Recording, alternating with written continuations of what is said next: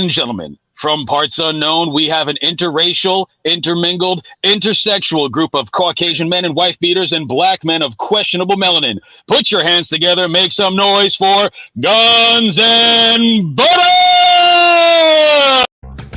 Whether you're chasing the bag or just trying to be a man, get ready to have your wallets, your mind, and your views on life challenged with Reckless Ray De Niro. What's good, everybody? It's your boy Reckless Ray De Niro, and we are back at it again for another episode of Guns and Butter. Tonight we're going to be talking about financial efficiency. I've recently done a video on a couple of the things that I've changed in my own personal finance ecosystem sphere, how I do things, just because it's gotten to the point now to where with the bull run, there's a lot more managing on that side. So I'm looking at a lot more money. And so it makes it to where you have to make things more efficient. Obviously, shout out to the crypto bros. Shout out to Wall Street Trapper. He reshared my story. I sent him a funny little video. You know, it's not so much about being on people's necks and like doing the I gotcha. You know, he didn't think that we were going to hit 100K. And that's fair. That's fair.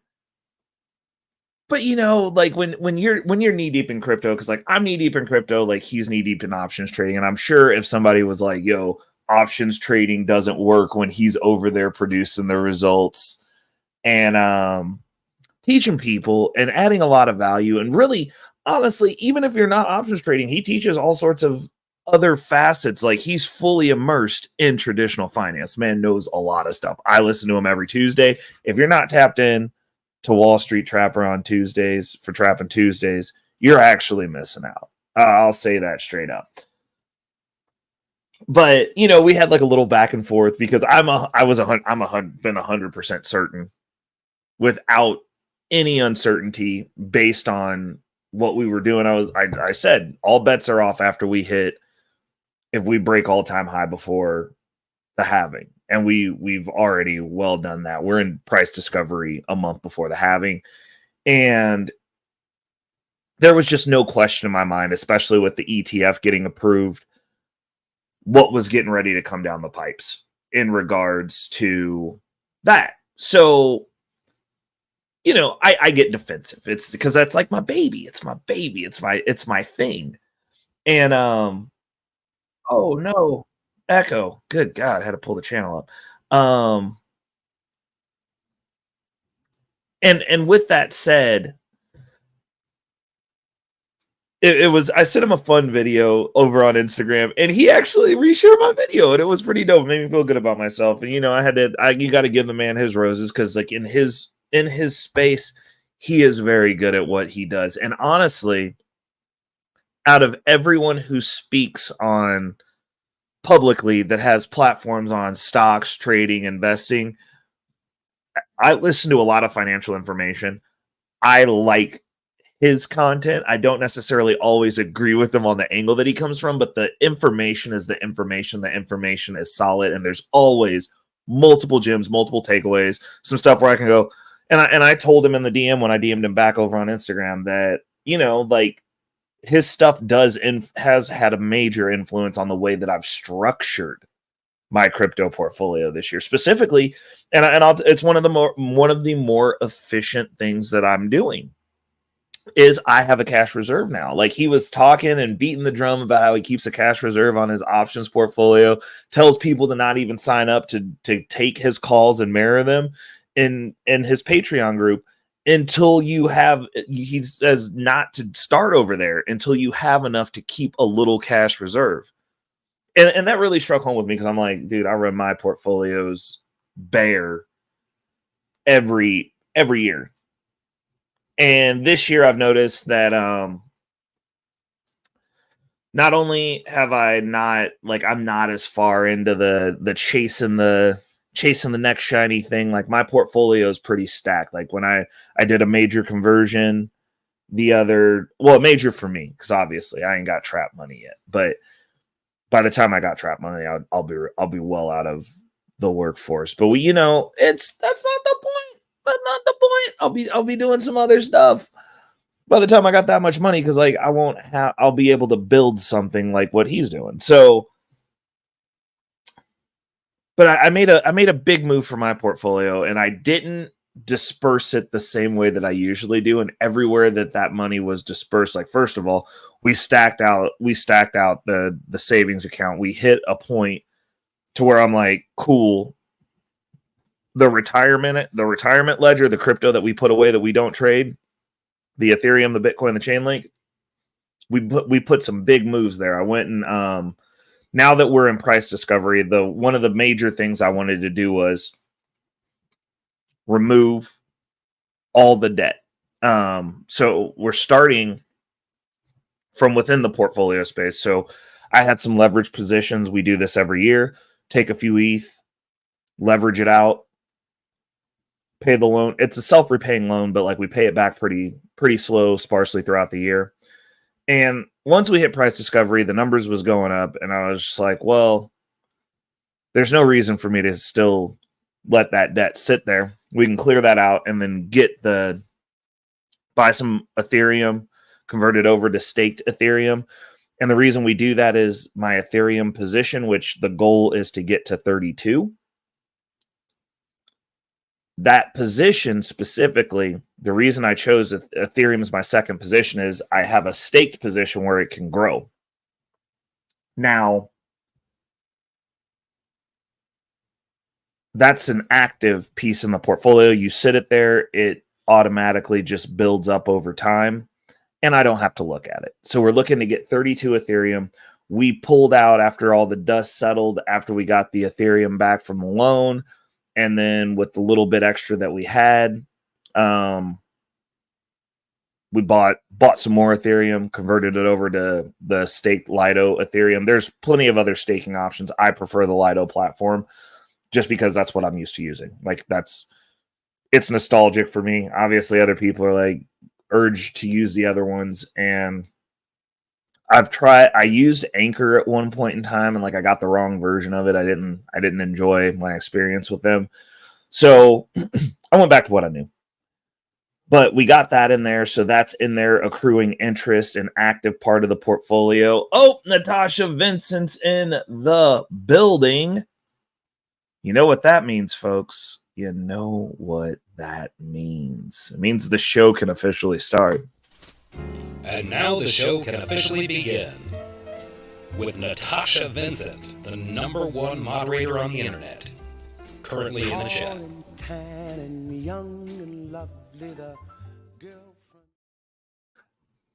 But so I've got that going. That was a very large position, and it actually turned out to be like a good chunk of money going early into the bull run that's already just completely off the table. And like now when I look at my ledger, I'm like, geez, man.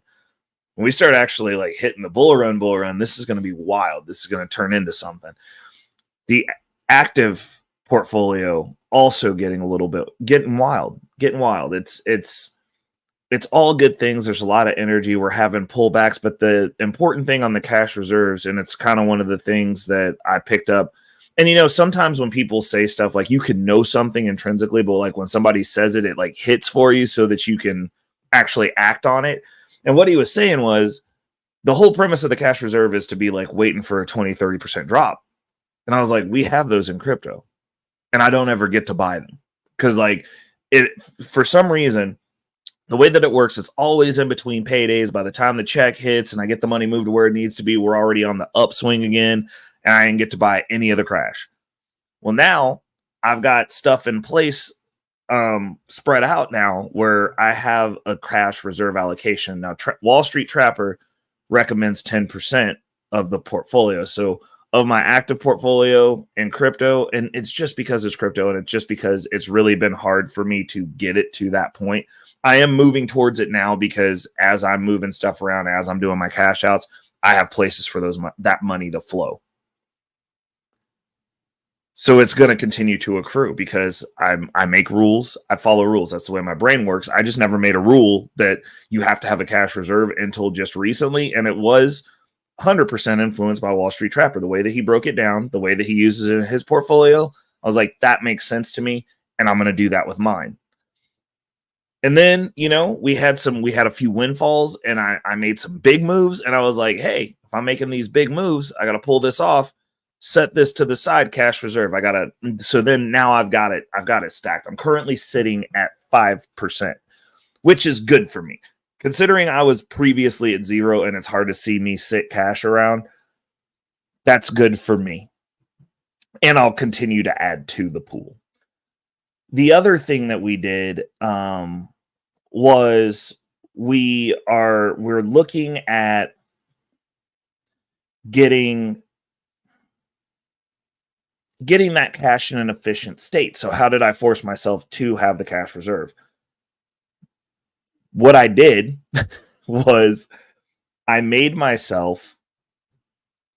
figured out a way to where that cash can be making some money too, because you guys already know my MO. I don't like stagnant money. So like just having a pool of cash, I can't do that. Like it's just impossible for me to sit like that.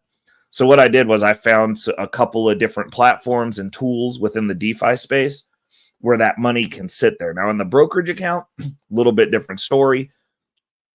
I can do that in an active brokerage account. Like that's fine.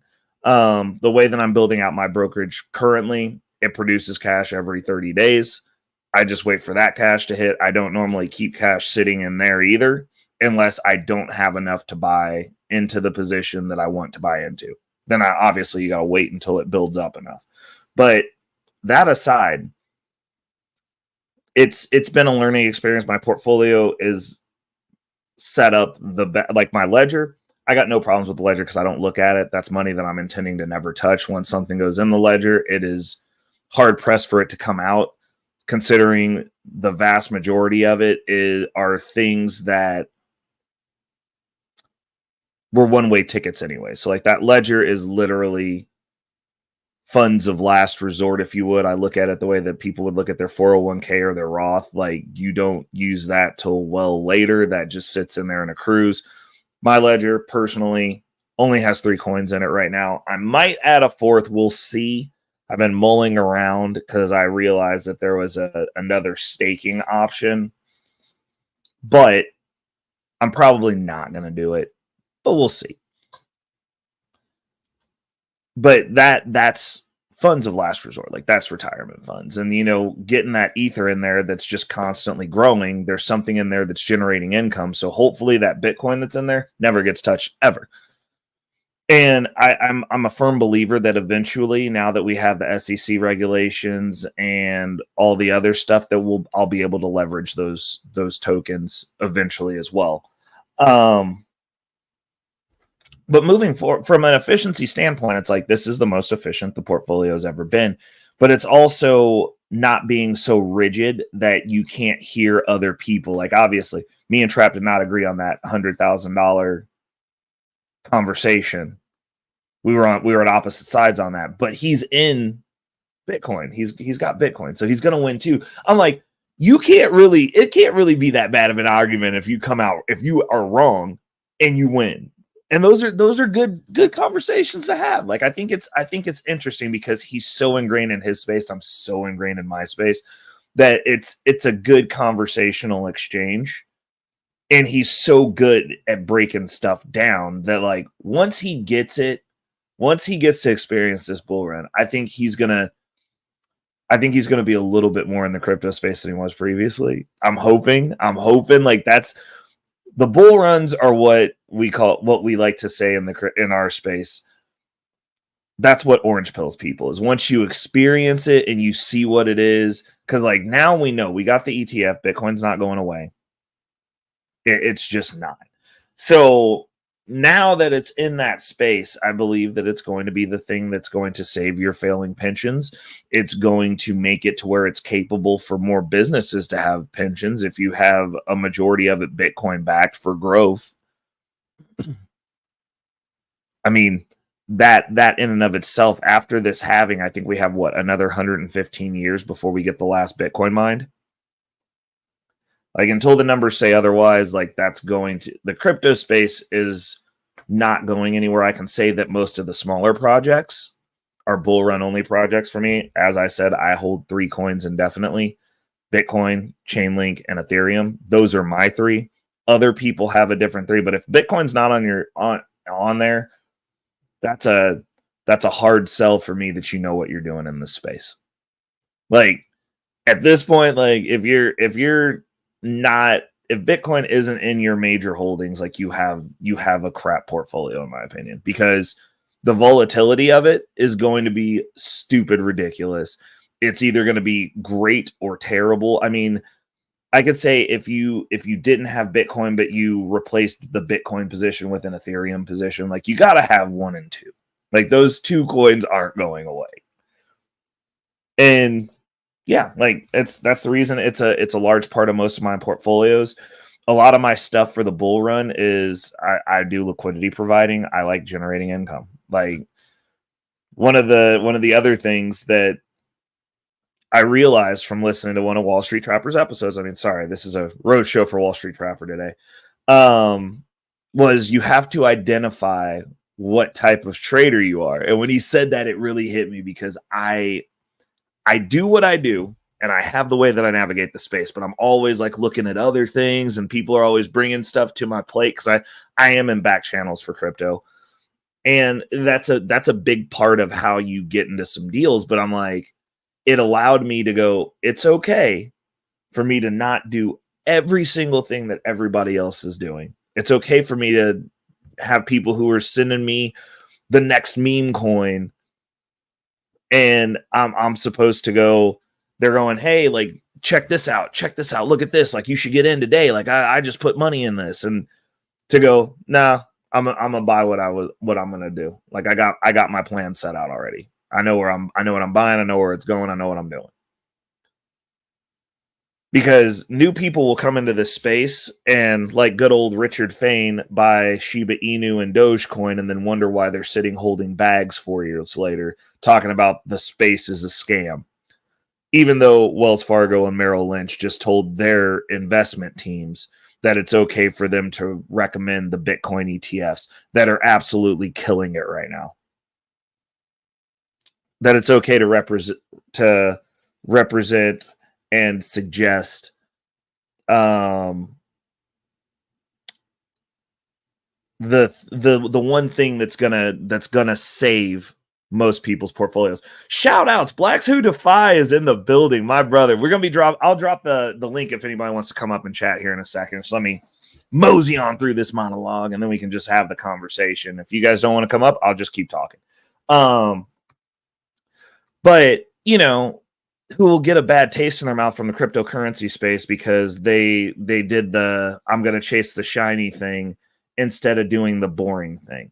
And what's crazy is, in crypto, the boring coins are going to yield, likely, not financial advice, just some dude on the internet, do your own research, you can look at the previous bull runs, are going to yield a 5x return. That's 500%. And people will come into this space.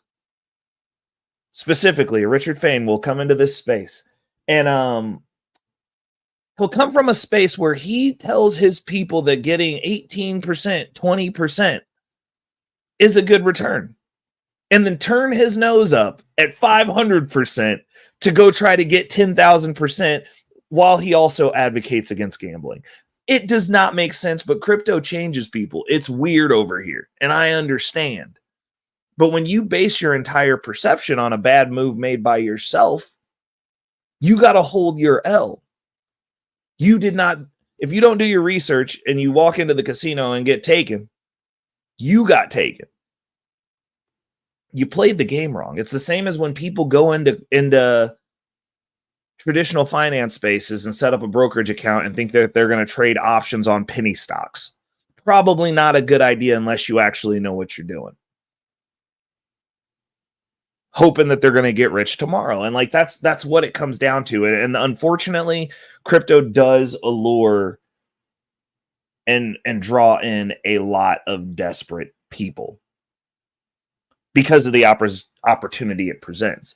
But the opportunity that it presents is to give people a platform to secure their wealth moving forward, to no longer have to worry about inflation. But the specifics that was made for that is Bitcoin. It's the boring one. It's the one that you can only buy a fraction of, but that fraction goes up in value. It's the one that people don't think about because they're too busy at the casino table. It's digital sovereignty. It's the ability to protect your wealth. It is a store of value. I don't care what anybody says. Black Suit of Five said he's hoping he gets rich tomorrow. Bro, I hope you get rich tomorrow too, but like for real though, just make sure you walk away from the table with something. But it's the ability to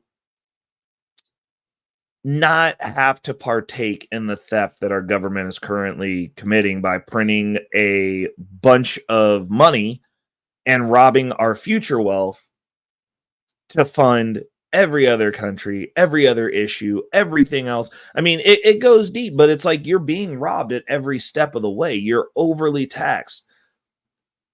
I mean, if you live in Kansas City on the Missouri side, shout outs to Kansas City, Kansas. If you're living in Kansas City, Missouri, in Missouri, they have a 1% tax, a 1% income tax that's additional that they don't bill you for until you owe them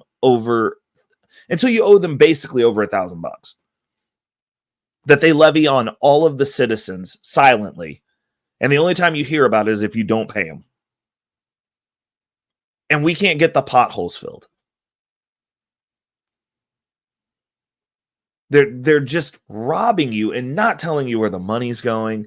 We don't know. We have no representation. We don't get a say in it. At this point, they just do stuff. I mean, back in the day, if we had to go to war, they had to issue war bonds, which was the public's way of voting, because if nobody bought them, the war didn't get funded and you just couldn't go. And now they just take your money. And they say that they're not taking your money, but then they print a bunch of money as though they make money. They literally make money by pushing a button. They make money. If you are in a system where you need money and I make money, because none of us make money. Those of us were printing out of the market. Shout outs to Wall Street Trapper. Printing out of the market, crypto market, value appreciation. We don't make money. No one makes money. You go to work. You do not make money. You go trade your time for those dollars that you need. The only person in this system that makes money is the government. If you are in a system where only one person makes money, but everyone else needs it, you are slaves. So I don't want to hear nobody talking about no wage slave. You're a slave too because you don't have access to the printer and you still need the money. Which is fine and dandy as long as everybody's happy and mediocrely comfortable. But as that system starts to collapse, the majority of people, the further you are away from the printer, are become increasingly uncomfortable. We're seeing articles now that are saying that it's no longer affordable for poor people to be in, and I agree with them. I had a homie, my homie Kafer, reached out to me, was talking about moving to California from Canada. Told him, don't go there. Like, you ain't built for that. Like, you don't have, if you ain't built to work 60 to 100 hours a week, bruh, you might as well not be anywhere. Shout outs to Moy Freestyle in the building. If you're not built to do beyond the call, and it's one of my things where I've got some people in this space that I got to go after. Because like I've done some panels. I done found out that there's some more people floating around here talking about their anti-hustle culture, anti-grind culture. There's nothing else. I'm not saying you have to grind. I'm not sitting up here mad at poor people. I'm not mad at people who underachieve. You're just going to lose. You're going to lose. I don't want to work 60 hours to 100 hours a week. Okay. Figure it out then. How else are you going to win if you ain't built to do it? I'm not even saying that you have to, but you got to figure it out. I work smarter, not harder. I work smart and hard. I'll put in the 60 to 100 and still get on here and get in that portfolio and kill you at crypto. You will have less than me. You will have less opportunity. Money isn't the end goal. Those dollars that they get to make that we need are just opportunity. I just want to have more opportunity. I want to be able to get on a plane and get up out of here if this shit goes sideways. I want to be able to move where I need to move. If I'm in a city where the values don't align with what I believe, I want to be able to take my money and leave. Had an argument with a bunch of girls online this week. Shout out to the Facebook gang about women's rights and their body, their choice, and I should care. I don't have to care. Why? And it got so bad that one of these fem Nazis was trying to play the victim Olympics with me as though a white woman has it worse than black men in America because she's a woman and women just have it worse. I'm like, who told you that? Also, you know what? You can be the biggest victim. That's fine. I just don't respect you. And you're a loser. And she got mad during the conversation. It broke down to, well, why are you always talking about winning? I'm like, because I am. In a system that was made for you. Oh, the system wasn't made for women. Oh, it definitely does benefit white women. Y'all get the same benefits every other woman gets in divorce court. You count as a minority when it comes to hiring. So you get hired over black men at most jobs because that counts. That's a checkbox. What's going on? What is going on? World class in the building. That counts as a checkbox. That counts as a checkbox. And, you know, it's not, and it was over a meme that I posted that was a joke. And other chicks laughed at the joke. I got the meme from a chick. But these people are running around with such pathetic lives that all they do is go from one argument to the next argument, and they're constantly fighting the patriarchy, and you're also at the bottom because you're broke. It's not even ashy-fisted black revolutionaries no more. It's ashy-fisted white girls that are broke with crusty lips. Y'all out here down bad. Like, it's so pathetic, bro. How do you let these people tell you that you the victim when y'all done conquered the world, bro? Like, and now you sitting up in America talking about hating yourself. You hate men. You hate the men that you came from, even though you came from a man.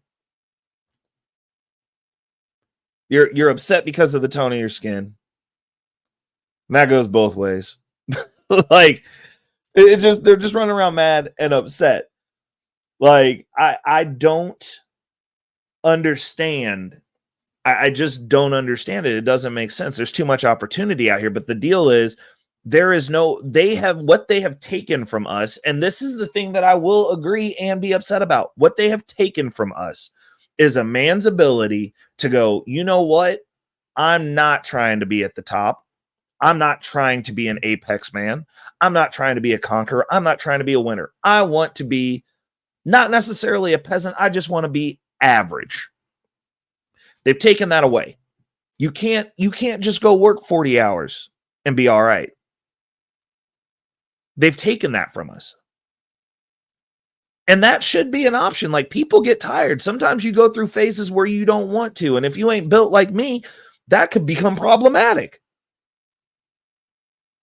They've made it so that you can't just go to your job, come home, and sit down and rest and be okay. Now you get to come home and be stressed because the ground is slowly crumbling underneath you or actively crumbling underneath you. You used to be able to work 40 hours a week and go buy a house. Like, those are real things. Those used to be real things. You could work 40 hours a week, have a stay-at-home wife, have some agency over your child's education, somebody overseeing to promote your legacy. And what do we have now? You and your spouse both have to work 40 hours a week to have a normal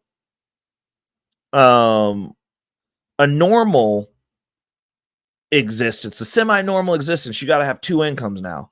And what do you get? Depending on the community that you're in, you get infinity wigs, long nails, and Cardi B and twerking. Depending on who you date.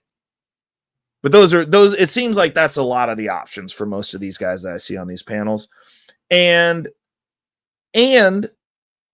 she's going to be upset that she has to work, as though anybody else in America is just having stay-at-home wives on 40 hours a week. Unless you're on assistance and the dude's not supposed to be there, but he there anyway, that is not the case.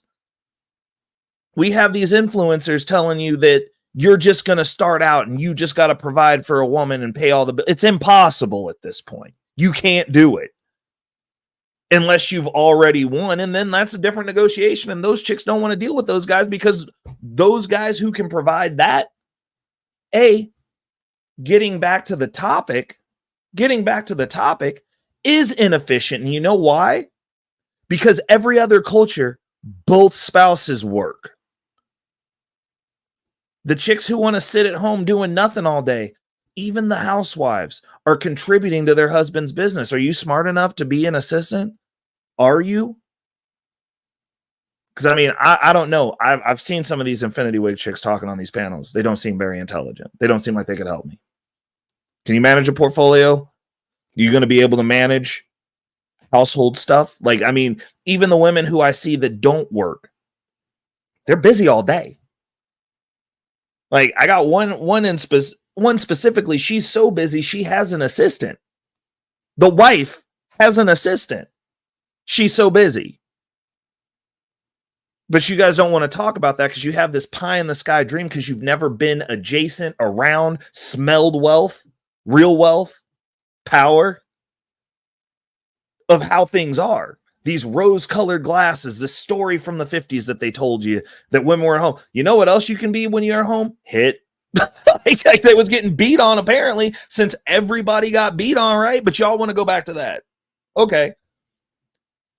Because you're incapable of adapting, and your situations are so pathetically bad that you're just upset. And you're doing everything inefficiently. So we're gonna jump into it. I'm sorry, I lost myself there for a second, but we're gonna jump into the conversation of financial efficiency, because it is important. Because I'm an advocate. I understand that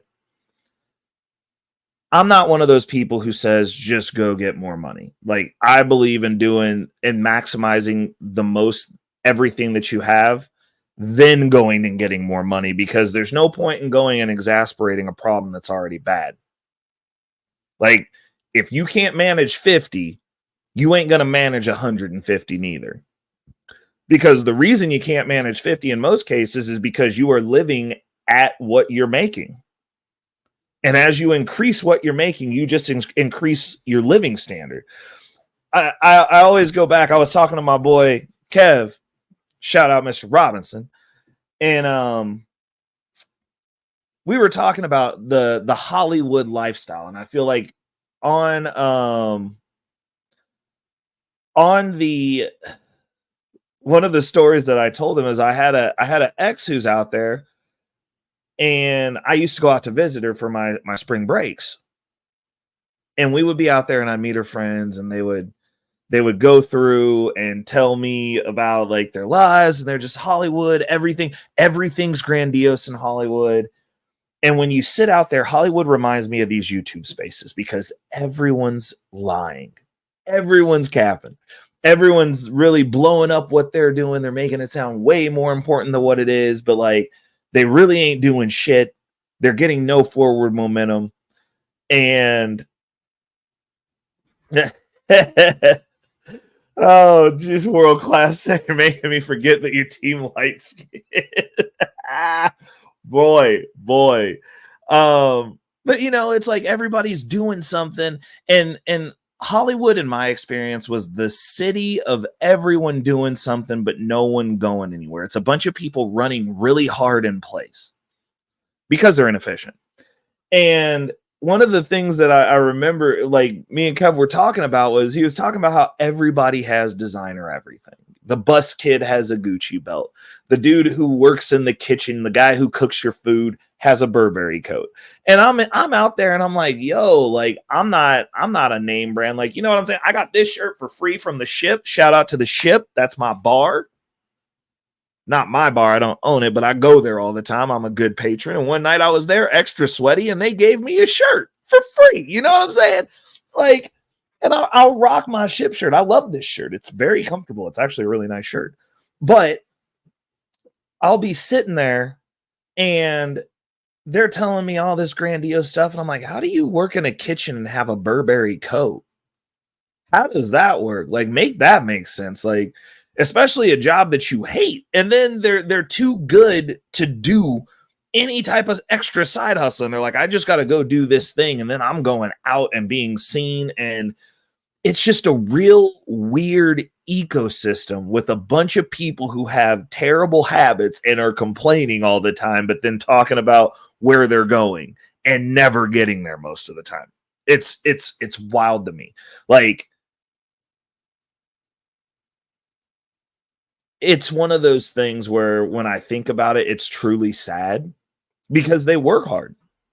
They do work hard. And that's one of the skills I've always had. I've always worked hard. Like the 60 to 100 hours, standard for me. Like I was always like all through my 20s, 80 hours, easy on average. Work service industry.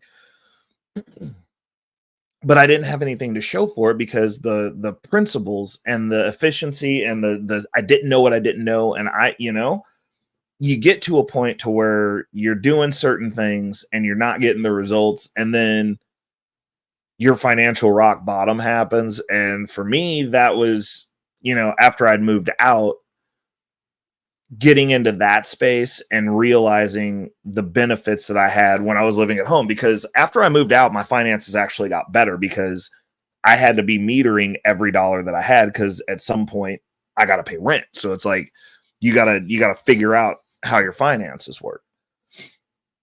And then realizing that like, oh, I could have been saving this money when I was living at home because like I wasn't paying this large bill at that point in time.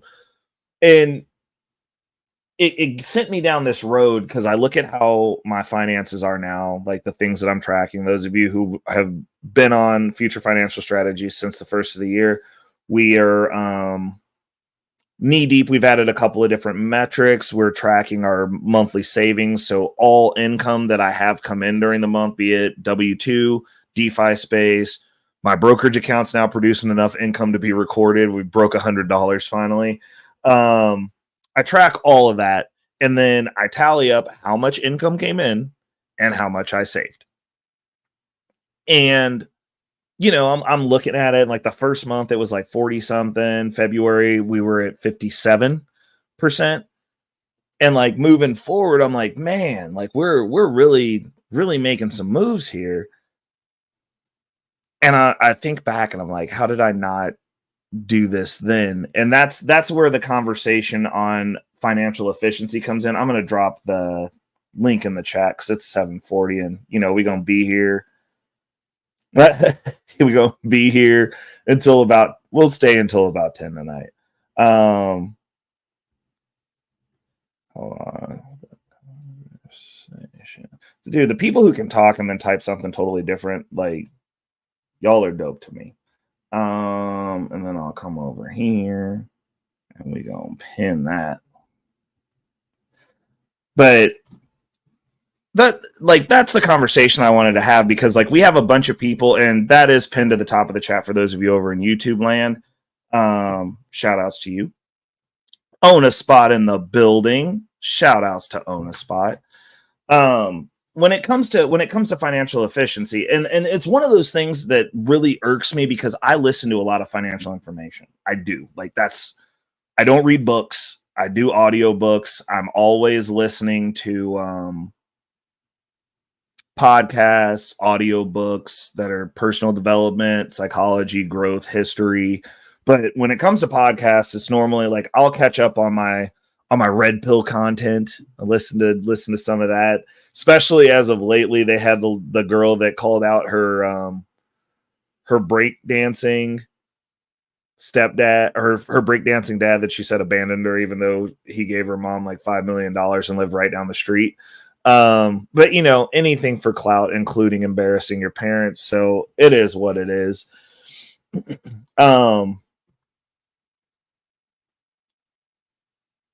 Yep, Travel One hit it on the head. She said the overhead and liabilities must stay low. There's that. I mean, it's the investing, knowing how to save, knowing the different saving apparatus, knowing the tools at your disposal. And when I'm listening to the gurus in these financial spaces, and you start really diving down the hole, because like for me, I've been into this stuff since I was 16. Like at 16, I read Rich Dad Poor Dad and thought I knew everything, and was a zealot. I was so, you know what, World Class, I'm not going to say that you're wrong. It is books do hit different, but what I do is, because I don't like buying books that I potentially won't like. So what I do personally is I have a library, because like I'm a note taker when it comes to like the tactile reading of a book. And so if I'm, oh snap, hold up a second, we gotta show some love real quick for the homie. It's been a minute. We back murder. I'm happy you tapped in, bro, because we going till 10, and then I'm going to bed because I gotta work in the morning because your boy is on call. But is he our number one fan, or are we his number one fan? Either way, say hello to Murder 100 in the chat.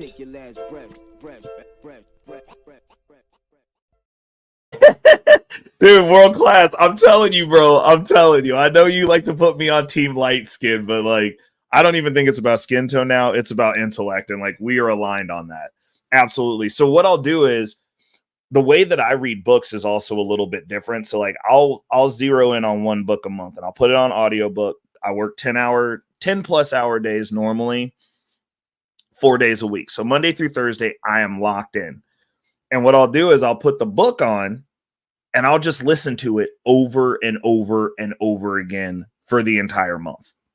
So like I'm committing it, like even when I'm not listening, it's like playing. So subconsciously I'm listening, and I'm also listening while I'm doing physical activity. So it like seeps into your subconscious.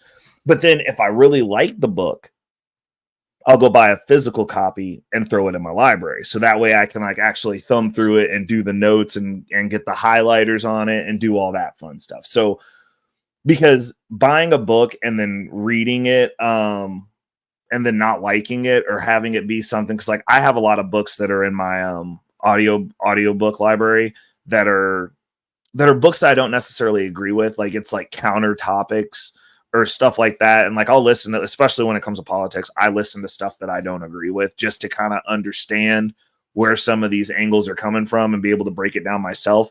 But, you know, like I wouldn't want a physical book because I'm like, I'm not aligned with this, but like I want to know what's going on, but I don't want it physically on my bookshelf. Like it's just what it is. But I mean, you know, listening to some, especially some of like the ultra left liberal shit, listening to it for a whole month and like actually like committing it and like listening, because like people are like, oh, you're reprogramming your brain. It's like, no, like I fight that idea off for a whole month from every different angle where I'm like, this is stupid.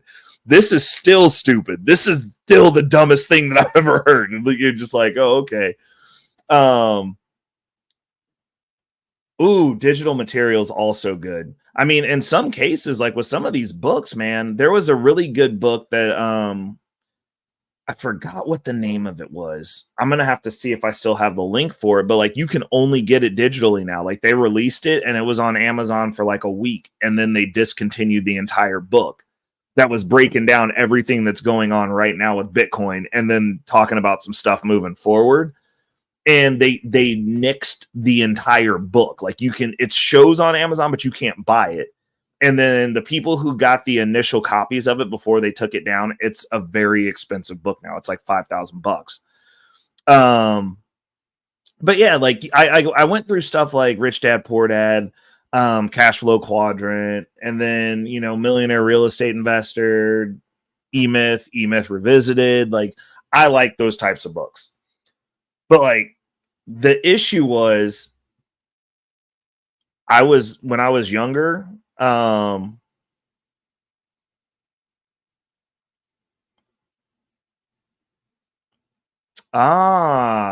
Class said, I already aim fire whatever I'm learning and take it to the field 30 to 90 days for testing. See there, that was the piece that was missing, because a lot of people fall into the camp of they read a lot of books and have information. So like 16 to probably 23, that's what I did. I read a bunch of books, and then whenever anyone brought anything up, I'd be the guy who was like, I know that.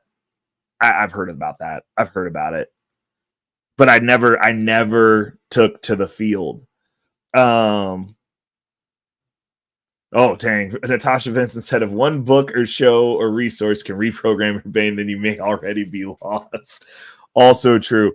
Moy Freestyle Life said, Rich Dad Poor Dad is a game changer. It definitely was at the time, but like the thing that I didn't like about that book series is there's no tangibles. And that was the one gripe as an adult, like looking back, like it got me hype. It got me motivated to be mad that I went to work. And that's all I got out of that book series was like, yo, I'm on the wrong side of this quadrant. I'm in the wrong side of this game, but I don't know why. Like, I don't know necessarily what to do, like no action steps. And that's one of the things that I really look at when I'm reading books now, is going, hey, what can I disseminate out of this that's actionable? What can I go like what the World Class was saying? What can I take and go field test to see if this actually works?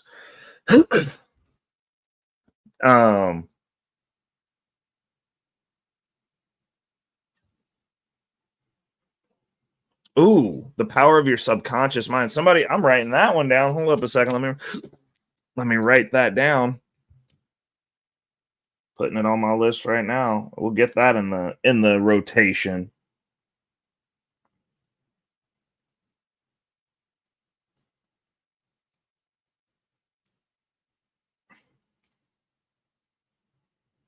Boom. Okay. And then Dr. Joseph Murphy.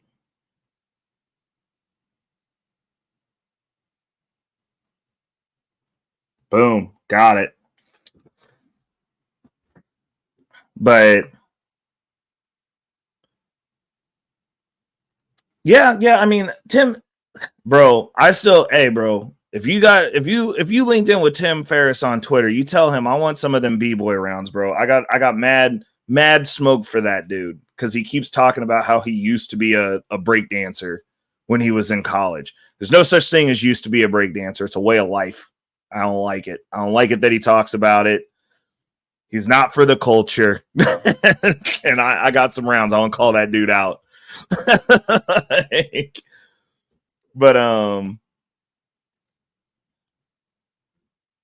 oh snap. Moy Freestyle said if everyone read Joseph Hill, there'd be no normies. Oh snap. Okay. I'm definitely gonna have to dive in on that. But yeah, it's so like when there's a bunch of gurus spouting their rhetoric, and then people, and the other issue is the people. So like when I was younger and I read Rich Dad Poor Dad, I adopted it. And it's kind of what we see in these YouTube spaces. People get a influencer that they like, a content creator that they like, and then they just start parroting those talking points. And so when I got into Rich Dad Poor Dad, it was very anti-job. You're working for the man. It's us, the working man, and like you got to get out of the rat race. You gotta get out of that position. And so like it literally just makes going to work hard. Like now you're going to work upset. You're like, this dude's fucking me, and I'm upset. I got to get out of here, and you're just mad. That's what I got from it at 16. Like obviously reading it as a 16-year-old, you're just like, well, now I don't want to go to work, but I have to go to work, which sucks. Well, it's not that he didn't win competitions. It's just the way that he talks about it. I'm like, that was just something. Sorry, we're flipping because I'm having a slight conversation with Moy. It's the way he talks about the scene. Like he talks about it like it's just something he did, and like literally all actual b-boys that like are actually b-boys hate those dudes. We absolutely hate that piece of the culture. Those dudes who just show up for competitions, they're the dudes who practice for like umpteen hours a day to go do 3 rounds, and they're the only 3 rounds that they have. That's all they can do because they're not fucking creative. They don't get in the cipher, and no one respects them. And then after they don't do it anymore, they're like, yeah, I used to do that because I'm like, dude, like I'm fucking 40 years old and can still spin on my head, dude. Like, what the fuck is your excuse? Like, you just did it because it was just something to do. You probably still locked your doors when the darkies showed up, and I don't like you. It was at fucking Purdue. Like, what kind of dork are you? Like, like I wouldn't even bring that up at that point. Like, that's not a conversation piece. Like, nowhere in the hip hop space of breakdancing at all do we go, yeah, Purdue, that place was tight. Fuck out of here, man. Real, like, it's just a real lame take to like try to be relevant when you're a fucking cornball.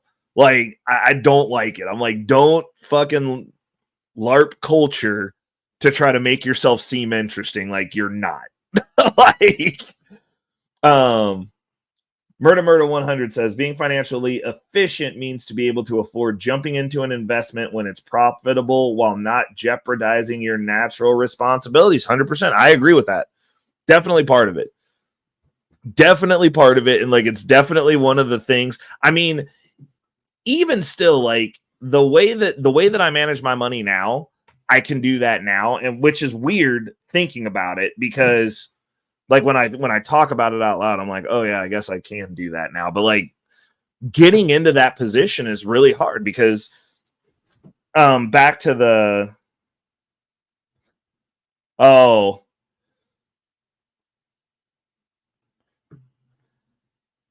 so he does.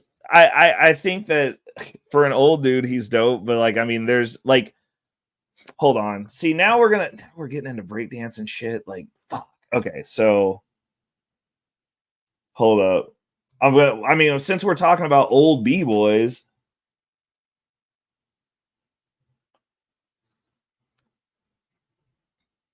hold on a second. Oh, that's old. That's old.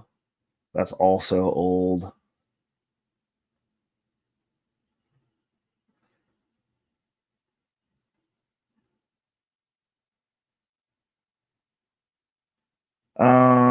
Oh, that's from 1999. That's old too. Uh-oh, we got somebody in the chat. What's up, World Class? What's going on?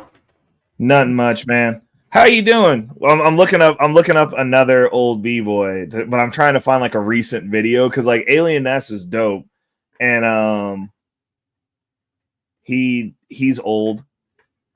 Like he's like an OG in the space. Like he's old, but he don't look old. I don't know, but it's just so homeboy was old, and I get it, and he blew up. Like it's cool, but like he actually went and like was doing battles and shit. Like he was in the scene. I mean, to go get into the b-boy scene at 60 is fucking wild. Like that's a late life crisis of proportions I cannot imagine.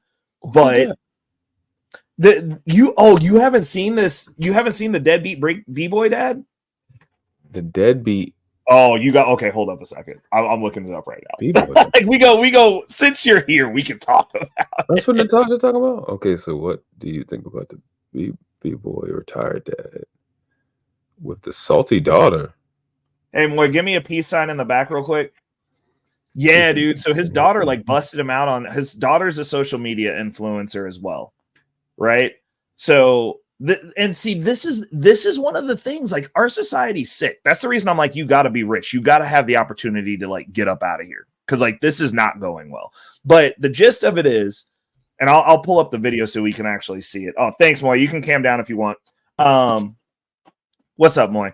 But the gist of it is he went viral because he's in his 60s and he just decided he was going to go pursue a breakdancing career and got it's based off the fact that he was old. He's not good.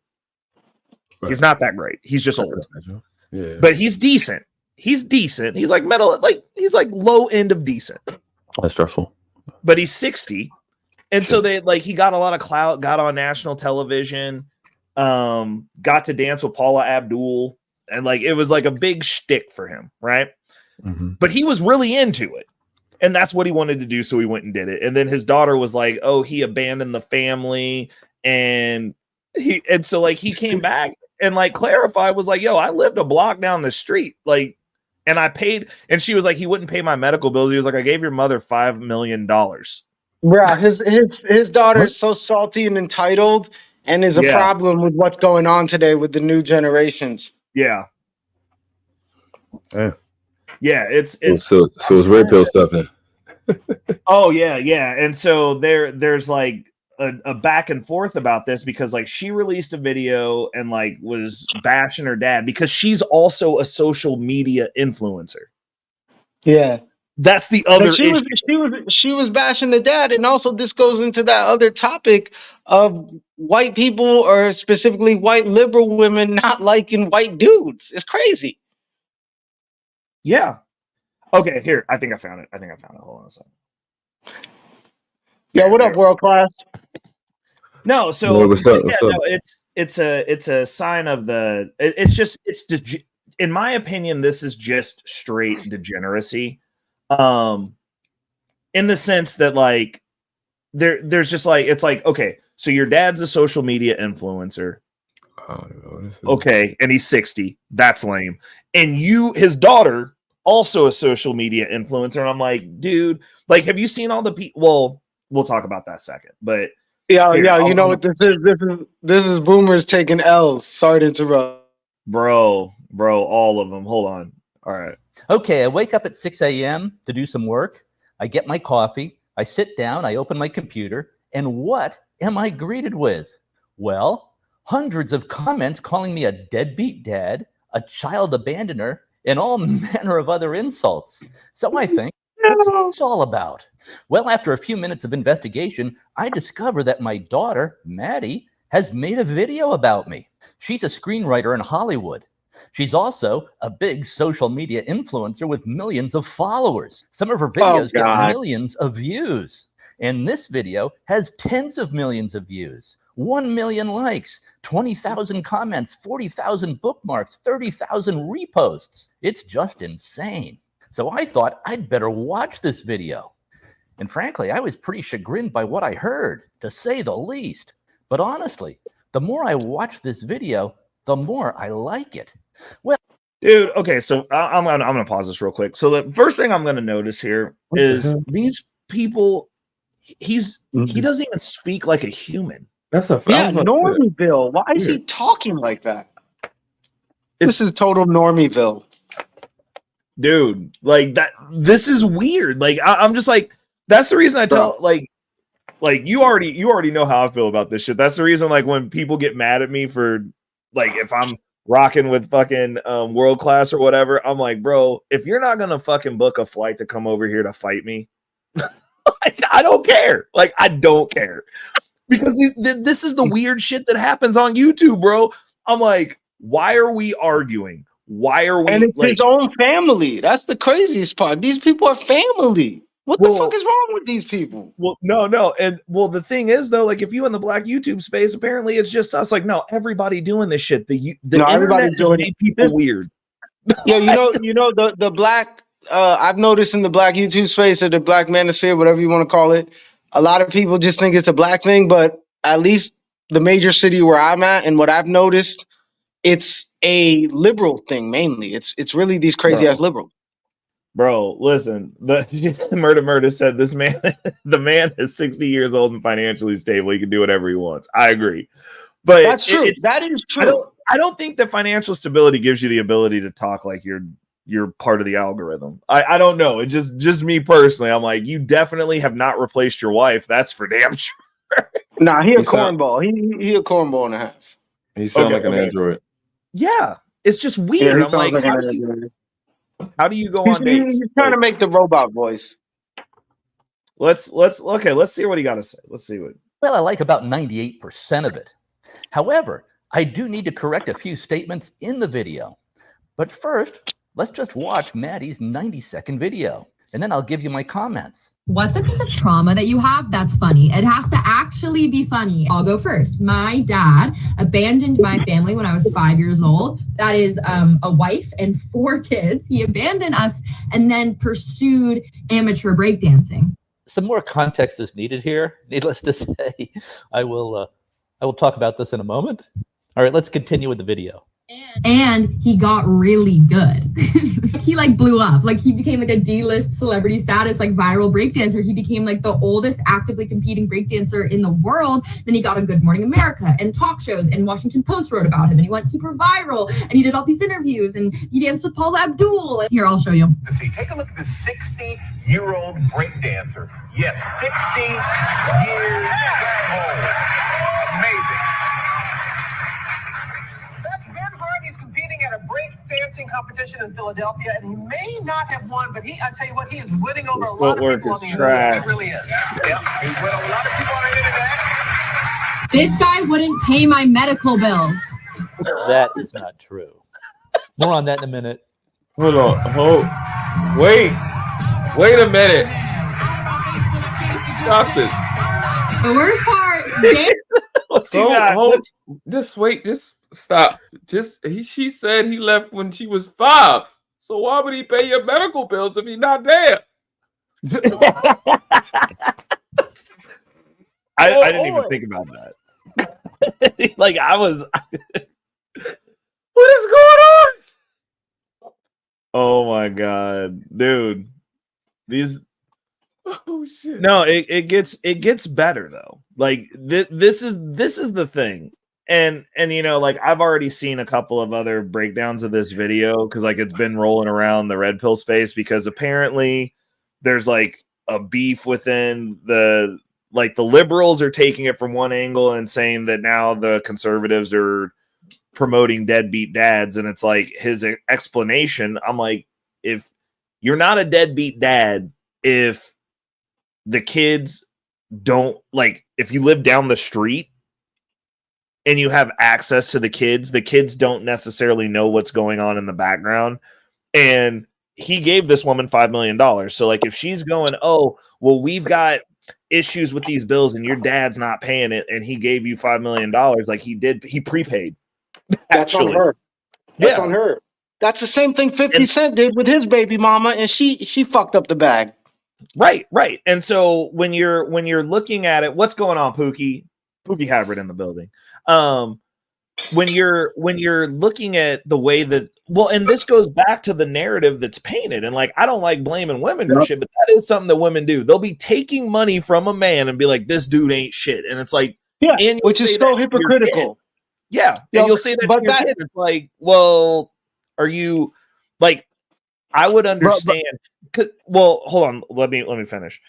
I would understand if the man wanted nothing to do with the kids. He wasn't helping out. He wasn't paying his child support. Or if he's active, because like technically speaking, I think if you're an active parent in your child's life, you shouldn't have to pay child support because you then are paying because you're active in the child's life. But you got people like Pookie Hybrid.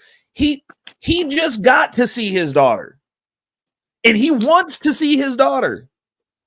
In his situation, his baby mama be playing games and shit and using that child as a tool. 95% of the time, that's what it is. And he pays. So the narrative that she paints to that child, because the women do get the, and like I ask women that all the time. I'm like, have you offered up custody? Oh, well, I'm like, yeah, because then you would have to pay, and you don't want to do that either. Yo, this also, my bad. Oh no, go ahead, bro. No, my bad, Ray, my bad. Well, I was gonna say this plays into the whole thing where, and I see this all the time. I see it in the victim community, the black community. I see it, and then I see it with these liberals, and I even see it with Republicans with certain things. Yeah. And it's really this like one hand you got the fuck you, and the other hand you got like come over here, give me a hug.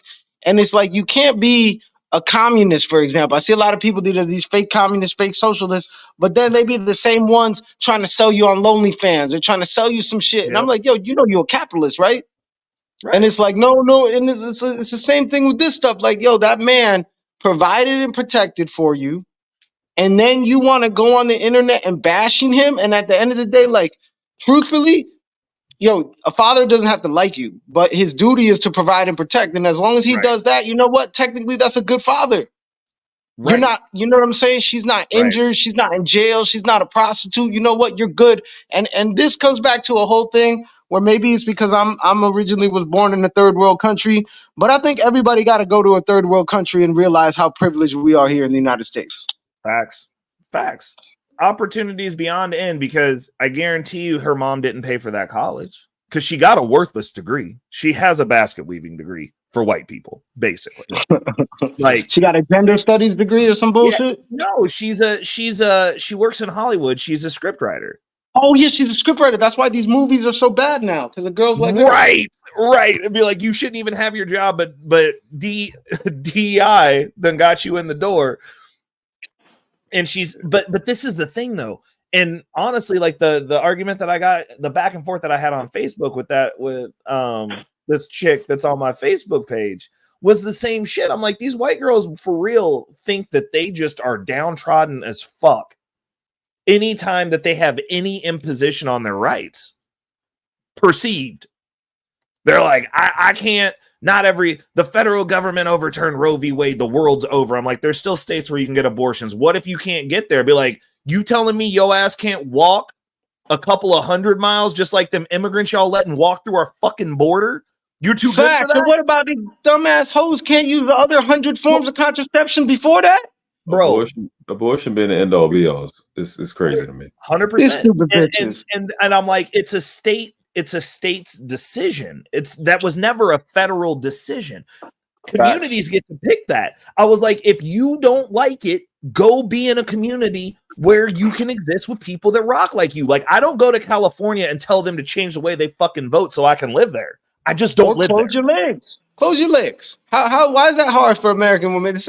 You know what's crazy with American women? Bro, it's the only country where where in general, women have been objectifying themselves since the sexual revolution, and then they get mad about the consequences of all that. And it's like guys are the bad guy. It's like, hello? Yeah. The fuck world are you this is in? Shout out to Hermes. No, and look, I'm gonna go ahead and put a pin in it on this. With infinite rights comes infinite responsibility, and at no point in this system, as long as it's still semi-functioning, are women going to be able to do whatever the hell it is that they please with no accountability for any of the consequences? Because men are held accountable. We have to pay. We have to pay. And you know, when I tell them, I'm like, cool. I think, honestly, the way that I feel about it, I think we should just have abortions everywhere. I think there should be an abortion clinic at the end of every street. Shit. And there should also be a documenter right next to that motherfucker for men to commit financial abortions from these children if they didn't want them. Shit. You know why? Because then we end up back in the same boat, and women don't like that specifically because you're in the same fucking spot as if you would have just, okay, well, now everyone can walk away. Because they don't want real equality. That's the real shit. Feminism is not real equality. That's real. If you gave financial abortions, then now men have the ability to be as inaccountable as women do, having the final say on every existence that comes into this world. Like if you that about it and you gonna do it yourself and you gonna make that decision and the dude doesn't want it, then he should be able to go sign off something at the rip and be like, cool, I'm out. She's strong and independent until the consequences come. Right. But that's also when you talk to these feminazis, that's not an option either. And I'm like, why isn't that an option? They're gonna learn the hard way. Well, he shouldn't have made the baby. He shouldn't have done this. He shouldn't have done that. I'm like, but the final decision is yours. We can acknowledge that then, right? Because what you're saying is we can't implement a final decision for men because that's just for you. Yeah, regardless of like what you want to do, because you know what wouldn't happen? There wouldn't be as many kids. There literally wouldn't. There wouldn't, because they'd be like, cool, you're doing this yourself, and I got an out. My station's right next to yours, baby. What we doing? But if they don't want, for example, like what you said, if they're truly strong and independent and powered, right? then they should have that boss bitch attitude when the baby comes and do all the financial stuff yourself if you're such a baddie. 100%. Right? Well, that's called being independent, but it's not actual independence. It's this weird double standard at independence, and that's the reason that they don't want. And the caveat to that is if you flip this and a woman gets pregnant and doesn't want the baby, that motherfucker's gone. It's like not even a question. That's a good point. She'll come tell you after the fact, I took care of it. You good? Like, what do you mean I'm good? Like, we didn't even have a conversation. And what if you're a religious person? What if you're a guy, you're Catholic or Christian, or even technically you're a small hat or Muslim, right? Because technically all the Abrahamic religions, first off, are meant to be marrying virgins, and secondly, aren't supposed to be doing this hedonistic stuff. Anyhow, but let's say that happens and the guy happens to be traditional. He ends up with one of these chameleons. He thinks he's going to keep the baby, and then she ends up terminating it. Like, yo, you know what I'm saying? Because vice versa. If that happened, yo, a woman would have the biggest lawsuit ever. She'd be crying crocodile tears for 50 years. You know what I'm saying? But you never think about, hey, how's that going to affect the man's life? Because some guys, you know what I'm saying, are not about that life. Right. Hold on. Murda said, a father's battle is being able to protect and provide for his family without receiving any compensation for his efforts while still maintaining integrity after experiencing mental and physical abuse. Agreed.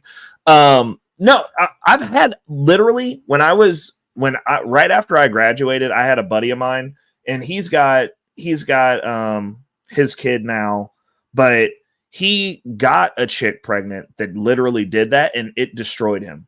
Like, he broke up with her. He didn't get to even express it to her because he was so upset. But like, homeboy called me alligator tears bawling, like, she killed my kid. I didn't even get an opportunity to like talk. We didn't talk about it. She just went and did it. And he wanted his kid. He wanted that kid.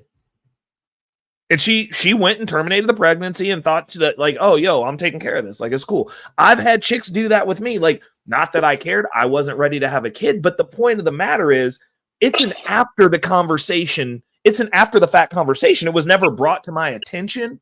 It was never a, hey, like, I think there might be something going on. Like, maybe we should talk about. No. Hey, I took care of that for you. You're good.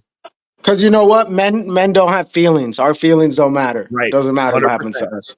100%. And I'm just like, whoa, like, it's just like that. Like, cool. But like, damn, like, that's how you're getting down? Like, okay. Like, it's one of those things that, like, when they talk about it, they get into this emotional state to where, like, they're not thinking logically because they're just like, oh, you're being an asshole by saying guys should have a way out. Like, no. Think about how much power you actually have, since apparently the patriarchy is holding you down. How is the patriarchy? Because like the chick that I was going back and forth with on Facebook was trying to make me believe that our financial system isn't set up for white women. I was like, what? You believe that? Like, you believe that? If the truth is, or I should say, the truth is, not if, the truth is, Ray and World Class, wouldn't you guys, I mean, if you guys disagree, let me know. Wouldn't you say in 2024, we're in, at least in America, we're more leaning towards a matriarchy than we are patriarchy? 100%. But it's remember probably a few months back, like, boy, probably when we first started rocking together, when I was telling people about this whole letter mafia agenda and how I was like, they keep escalating, and no matter what they get, they're still at the bottom, and they're still victimized, and everyone's targeting me. The reason that they're pushed as far forward as they are is because of the women, because they're doing the same shit. Women are doing the same shit. White women are running around here right now making the assumption that all men are predators. Like, that's crazy. That's a crazy assumption, bro. No, I'll tell you what's the best is. There's a chick who is very white. I like her. She's cool. Very white. Come from a white family. Her husband, or her, I don't know if they're married, but her boyfriend, her long-term relationship boyfriend, is from Britain. He white plus. And she sat there on Facebook and was like, I don't feel safe around white men. I'm like, what about your daddy, your grandpa, and the one that fucks you? I know these women are crazy. What about those white men? Like, are those the only three good ones? Like, right. I was at a cafe because it works both ways, right? I was at a cafe and I'm friends with the guy who owns it. One of his employees told him, right? This kid is Latino, right? But he's been brainwashed. And it's crazy because he has a European name. His first name is the name of a famous evolutionist, right? Who's English, right? Right. So this is even crazier. So this motherfucker, you know what I'm saying? Because some fat chick was sitting next to me and she said something crazy, and all of a sudden, you know what I mean? Because I can't be hanging around normies, man. I ended up saying some crazy shit.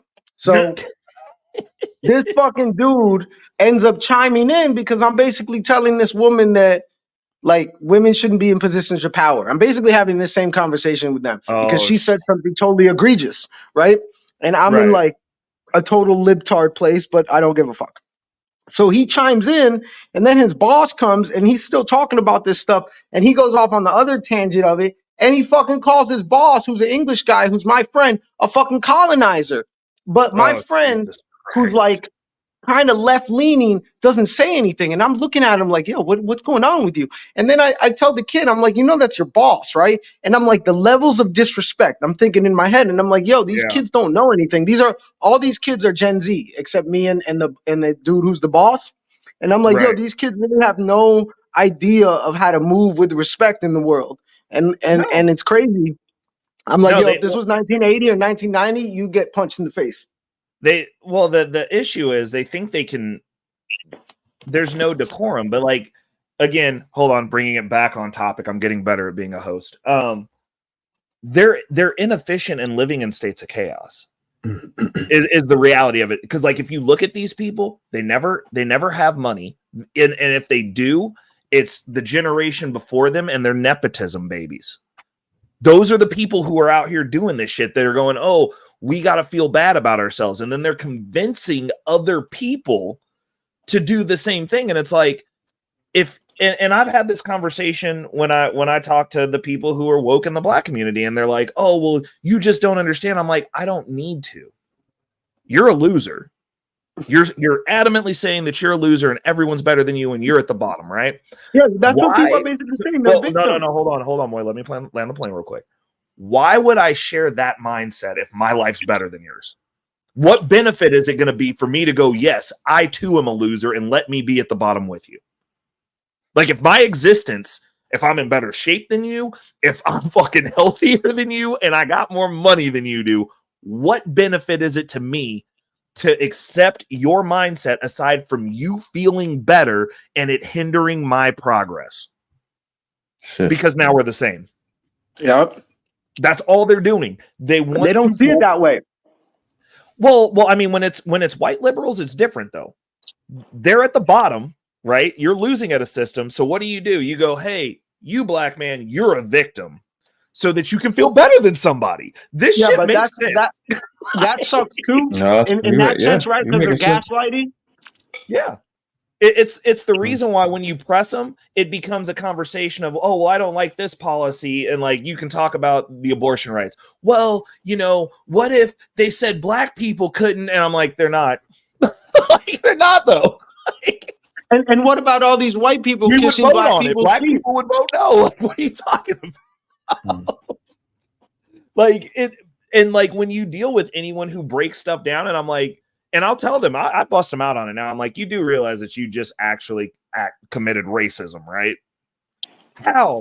Because you think that the only way that I can understand it is if you make an emotional plea based on my race, like I was going to give a fuck. I don't suck. My life's better than yours. Like, facts. Like where are we at now? Like, stay on point. But the truth is, oh, go ahead. No, I was just gonna say, sex and race, to be real, on a like bird's eye view level, to be real, the person who spends their whole life and that's your main focus and your pigeonhole, and that's part of the problem with black people. They don't realize, right? The truth is they're pigeonholing themselves. Same with people who go around talking about their sex life 24/7, aka the alphabet community. All that shit, you're fucking pigeonholing yourself. You're making yourself one-dimensional, and you're making yourself a loser. Straight people don't even go around talking about their sex life 24/7. Well, it's because people want to. Well, boy, the thing you got to understand is people want to be in teams. Like, I mean, before we had this whole race gender war thing, Motherfuckers in Europe was killing each other over eye color because it was different. Let's be honest. Let's keep it a bean. They were burning people at the stake because they were left-handed. Like, we find reasons to separate. That's normal. Now, when you get into a societal space, though, it becomes something else. And you know what, though? So, sorry to interrupt. I was just going to say that only is basically up until, let's say, high middle class or middle class. But when you get to a certain level of success, no one cares about that stuff. It's all about what you're doing. Yeah. 100. Well, it's that work ethic. Like, there's a bunch of different metrics, but because when you're successful, you have options. And once you have options, then the delineation becomes, I want to be around other people who have options. Matter of fact, I want to be around people who are creating more options. So now it's us versus them, and they're down there fighting amongst themselves, trying to be everything under the sun and Tonka trucks and umbrellas and shit. And the people making moves are just making moves, and they're going, cool. Like, how can we control this? Let's make some stupid rules. Hey, let's make these dumbasses wear masks for a couple of years. That'd be fun. Like, the best thing about all this, going from a financial standpoint, and I'm sorry to interrupt you. I won't ever do it again. No, you're good. I just got to get this in. If you're like Ray, if you're like me, if you're like world class. Appreciate you. Have a good evening. Hey, you got to swing back through another time, man. This was fun. Oh, definitely. Shout out, I'm subscribed. Word. Peace. Peace, brother. Peace. Go ahead, Moy. If you're like us, this is the best time in history, because when everybody's lazy and the bar is so low, guess what? You could be going at 50% or even 60%. You should be going at 120%. But what I'm saying is, when you got a world of dummies, guess what? You could be the lion out there, the wolf out there. During the pandemic, bro, guys like us were making so much because everybody else was lazy, wanted to stay inside, playing video games. Yep, 100%. Bro, Natasha said, unless you're on the Manosphere YouTube panels, she said, then you'll hear all their bedroom business. Hey, bro, I think most of that bedroom business is made up. I'm not going to lie. Because they're always online. Like, when did they have time to bust down a baddie if you're online 24/7 complaining about modern women? I'm just wondering. Like, if you online every day, I look at noon, you online.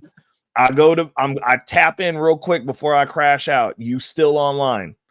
Where was the baddie banging happening? I wake up in the morning, you on the panel from last night. Like, when do you shower? Like, when do they shower? Like, I want to know when they bathe. Listen, man, with all this stuff, I take it back to when I'm 15, bro. I'm like, just, you make it full circle and you just realize women are crazy. You just keep it moving. Is what it is. Yeah. I mean, they're pleasant sometimes. Like, it's just fun. It's about finding the one, man. Like, I'm not gonna say women are crazy because I know plenty of stable women. I've dated plenty of stable women. What I mean to say is we're different animals, and there's always gonna be like that.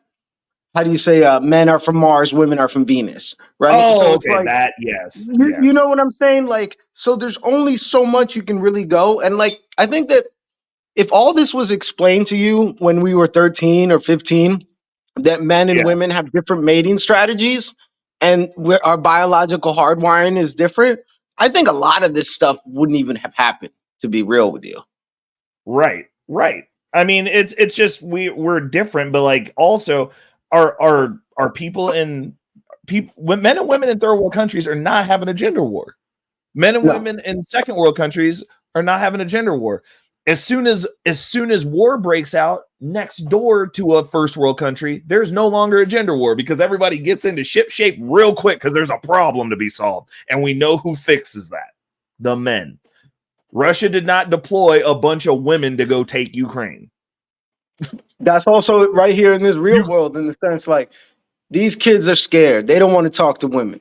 So if you're that dude who's able to talk to a woman, guess what?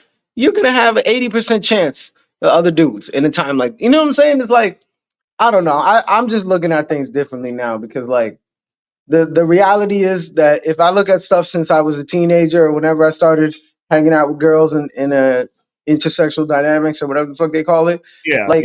Girls have always been different. Like girls have always played games. Girls have always done these things that basically they did on the playground.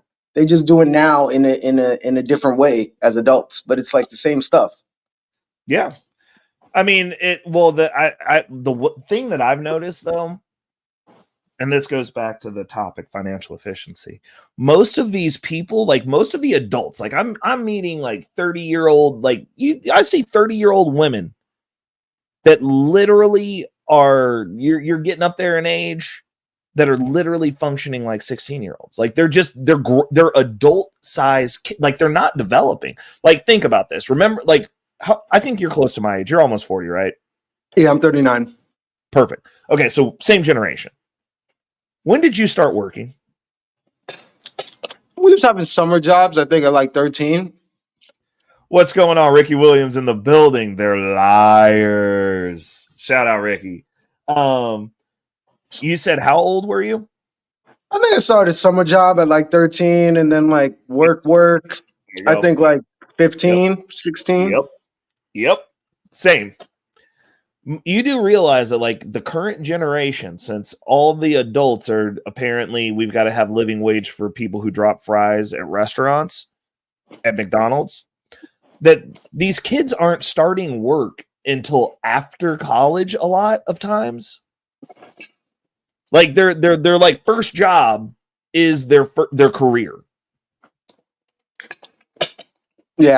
They're not getting jobs at 13 anymore. When you go, like, honestly, the only kids that I see working at restaurants are Latinos, bro. Like, that's true. I haven't seen an American kid working at a restaurant job in so long. Unless their family owns it. Right. That's the only exception. Yeah. And so they're not getting those developmental skills. They're not getting some money in their hands early. So they don't know how any of this shit works. And then they get out of college, like all they're doing is getting busted down and doing what I don't even know what the fuck kids do nowadays. Because apparently they're not getting busted down because the dudes are repulsed by I don't know what they're doing, honestly. I honestly, like, I mean, I got a couple base friends who are like Gen Z. Don't get me wrong, but like the majority of the dudes and girls I meet, and definitely girls I meet, like it's rare, man. And I think that's just the education level has gone down so much, because I look at certain things, it's like even like we had it, call it work ethic, call it whatever you want, but we were proud to do something. Yeah. Right. And it was like you had to, even before quote unquote jobs or summer jobs, bro, we had chores. You had to be doing stuff. You know what I'm saying? Maybe if you got allowance, you had to be doing stuff to get that allowance. Yep. You know, it wasn't, even me, I didn't grow up poor. My family still had, my parents were definitely strict and we had discipline. My parents were silent generation. So it's like looking back at it now, and I look at these boomer families or these kids, these dads letting their daughters go on LonelyFans. And shit. My parents, I'm a dude. So, low key, my dad probably would have dug a ditch. I already got in a lot of trouble with shit I did. So if I was doing the kind of shit that these snowflakes do in today's time, bro, I would have definitely there would have been huge consequences. My mom is Latino. My dad is Latino. My mom is French, German. So it would have been a wrap for me. Right. And it's the same for me.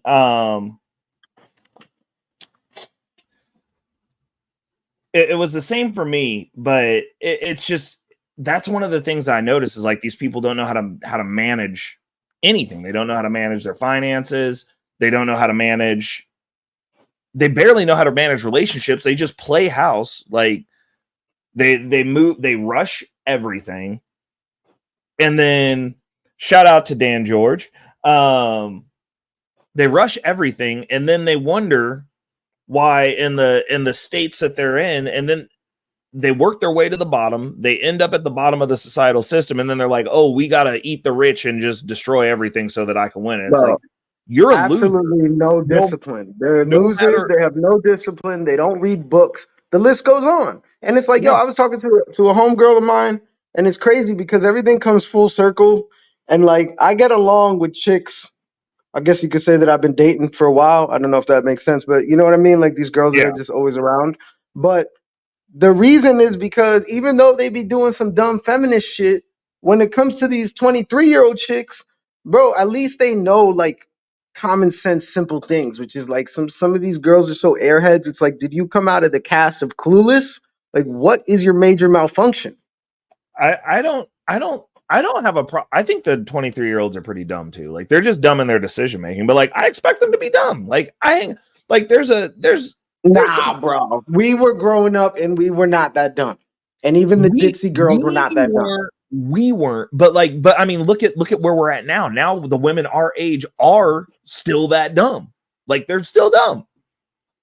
They're still that dumb. No, they're still that dumb when it comes to relationships and these kind of things because they fell to the trap of feminism. But when it comes to the dumb stuff of Gen Z, no, they're not. They know how to do these different things and they know their geography. And when it comes to like intellectual minded things, they know more of that because we're the same. They're our generation. Okay. So I can give you that, but it's you know what I'm saying. So like, that's what I'm talking about. That feminist indoctrination.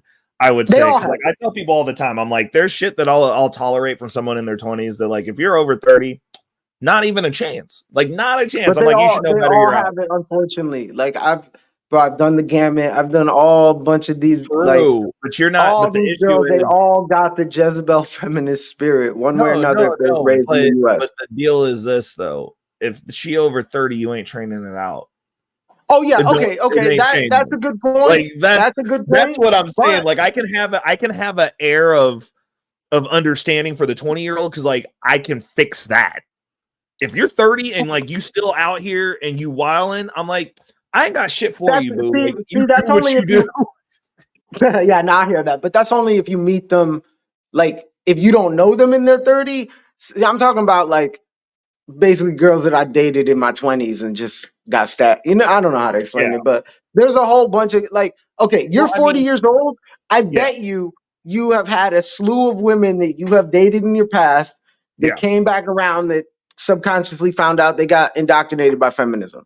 Right. So well, no. So Moy, here's my thing. Depending on who broke up with who, like I've only had one girl that I've redated. Like my most recent ex, like that would be a consideration because I broke up with her. But like if you leave me, you can never come back.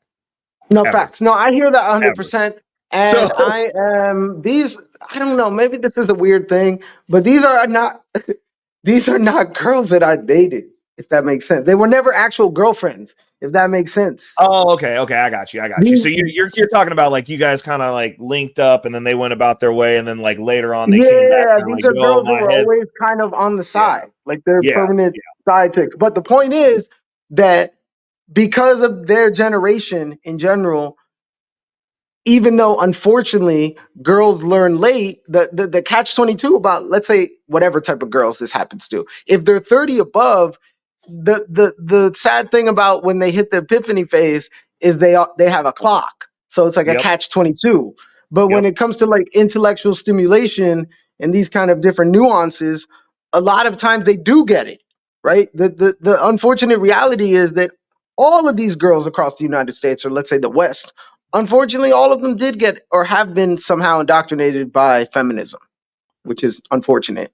And hopefully they can learn. Hopefully, let's say they can get indoctrinated 18 or whenever they fucking started watching Sex in the City, right? Hopefully by 23 they're unindoctrinated. But a lot of times, let's be real. The only reason that it seems like these 23-year-olds are easier is just because they're more malleable and they're more fun. But don't get it twisted. They still have been indoctrinated by feminism and they don't want to get married. They don't want to do any of these traditional things. They're just more pleasant because they don't have resting bitch face 24/7 because they haven't been through the gauntlet yet. Well, you know what's interesting though? What would you consider to be? I mean, I guess since we're on the topic, we can talk about this. Like I'm here for it. This is a good conversation, Moy, and I appreciate you. What do you consider the epiphany phase for women? Okay, like men, the epiphany phase is day one. Like as soon as you turn of a height that's hittable, you get epiphany immediately. It's like you turn 5, you become self-aware, and then you start getting hit. Like I honestly think for a woman, because of feminism, the epiphany phase is basically the natural epiphany phase is basically when she realizes she wants to be a good wife or a mother. Unfortunately, technically that happens in their teens, right? They all want to be princesses, right? Which is Right. technically not a bad thing, right? Right. But the unfortunate reality is they hit puberty, they, get into society, whatever you want to call it, the matrix, and they get indoctrinated. And then what, 20 years later, they finally realize, hey, I should have listened to the traditional way, the princess, right? So Okay. the sad reality is the epiphany phase technically is really that, right? But it happens in reality in the Western world at 30 or whenever technically, for lack of a better term, her menopause starts to kick in, right? It's basically when your estrogen starts to go down, right? So whenever the woman sees her first wrinkle. I'm gonna go one more deeper. Why? Why is that? Because like you're right up to the edge. You're right up to the edge, boy. Why is it that they're hitting that epiphany stage at 30? No, but I mean in general, it's just life. It's their biological clock. Like I said, technically it happens subconsciously the first time when they see the mirror and they notice a wrinkle, right? That's really when it happens. But because society pushes this whole strong and independent thing, it technically happens basically when they just been used and abused enough and they realize it. There's no other way to say it. So like they ride the cock carousel, right? That's what Coach Greg Adams calls it, the cock carousel. So basically, look, let's be real. A woman in the United States, right? Because I'm not going to front. I grew up Catholic, traditional, right? The woman I lost, or the girl I lost my virginity to, I thought that was going to be my girlfriend and my wife, and we were going to have a family. That's literally what I thought, right? Okay, that obviously didn't happen. I, probably had 10 girlfriends since then. Okay, so the point is that men don't really lose this child innocence when it comes to what we view in relationships. It's women who get jaded and get indoctrinated by feminism, and then probably around high school, right? They start realizing options and these different things, because traditionally what they would be vetted for the husband, the parents would choose the husband, and they would get hitched with one dude for the rest of their life. So it doesn't happen like that anymore, and they just get flown out into the world and they think they can handle everything. Well, the truth is they hit that epiphany phase basically when they get tired of riding that cock carousel. It could be 25, it could be 30, it could be 45, but technically, let's be real. That's why I have arguments with SKC and these other people in this space about the fact that in the United States, at least, if she's not a virgin, she's already corrupted, because what we encourage in our society is for her to basically sleep around and then find a person. The rest of society or the world teaches to find a person and sleep with that one person. So they're basically sleeping around. They're basically, riding the cock carousel. Could be anywhere from, let's be realistic. I mean, it could be anywhere from 13 to starting at 15, whenever they lost their virginity, 17, 18. But let's say, okay, if let's say adults, let's say 18 to basically anywhere up to 35, God knows how many dicks she's had. But the truth is that most women don't realize, because they don't be having conversations with men, unless you're a celebrity, right? Or really, like, let's say top percenter, most average women have had more sex than most men. That's the reality in the West, at least. And women don't think that. They're like, oh, this guy's a player, this guy, blah, blah, blah. It's like, no, bro. A girl who's cute, who goes to a college with a whole bunch of dudes, bro, she might already have 80 bodies by the time she got to that college. Maybe by the time she got out, she got 100 after. Dang, so she got 80? 200 by the time she ends that college. 80? Yes, bro. Why is it gotta be 80? Bro, because these girls got so much more options than any man. It's always been like that. But now when you factor in social media, the internet, all these different ways they can basically get suitors, right? Back in the day, first off, you had to be in the same vicinity. But in general, dudes had to cold, approach, right? What they call now cold approach, which means only a certain amount of guys in general all throughout society have had courage. It's no different with women. So let's say 60% of the guys in the town only have the balls to approach the pretty princess in the castle, right? So your odds for that girl not being a hoe are so much less. Now she got the internet, she got all this, and let's be real. And that's what I tell these dudes who are fathers. No father ever wants to think it, but let's be real. Your daughter's not going to tell you that she's sleeping around. The fuck? True. You know what I'm saying? So these dudes out here in the fucking TradCon space thinking that like their daughter's always going to be their pretty little princess, and hopefully that is. But let's be real. The reality of the situation is, in an environment like the United States, that's very, very hard. Even the fucking Amish and the Mormons have a hard time doing it. So you think one of these fucking people in a major city can do it when you don't even spend most people spend less than 20% of the day with their children. Yeah.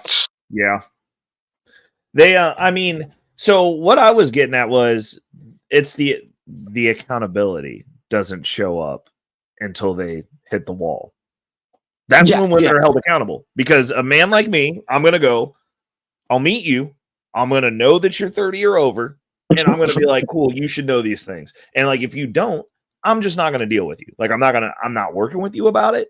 I'm not going to argue with you. I'm not going back and forth with you. Like if I'm going to go back and forth with somebody, it needs to be somebody who's going to take the molding and go with it and change. Yeah, that's what I'm saying. And the molding only happens if you have a connection already with her. That's why if I meet a girl who's already 30, you can't mold her. Right. And so like I found this, like I was going to see what you thought about this. I love this dude's video. If I spend the night and you don't go down on me, I'm stealing all of your silverware. You're gonna freaking learn to eat today. What's wrong? These bitches are crazy. It's supper time, son.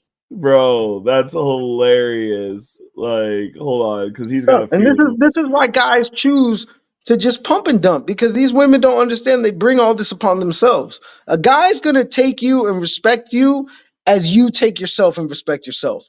If you're subconsciously a slut or you be doing crazy ass shit like this, telling dudes that you're going to steal their fucking silverware if they don't eat them out, guess what? You are going to be pump and dump for life. Well, it's not just that. It's the hold on. A Valentine. But you want to know what I do have? Big boobies. Oh my God. So who's the real winner? It's 16 me. For life. I win. 100%. Dude, and so like that's go ahead. No, Ray, go for it, Ray.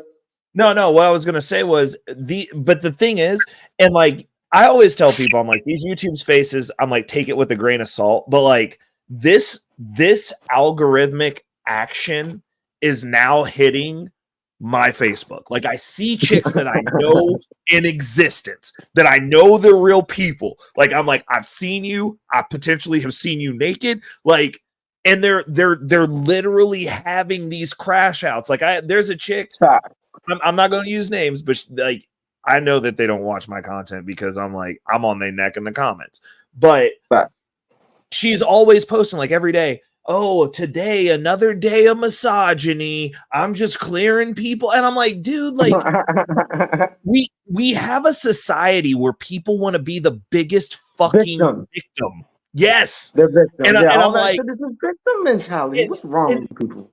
And so like, no, so like the little feminazi that was, and like I've gotten to the point now to where I just call it what it is. I'm like, bro, why don't you get a couple of your beta orbiters to try to beat me up then? If you're that fucking mad.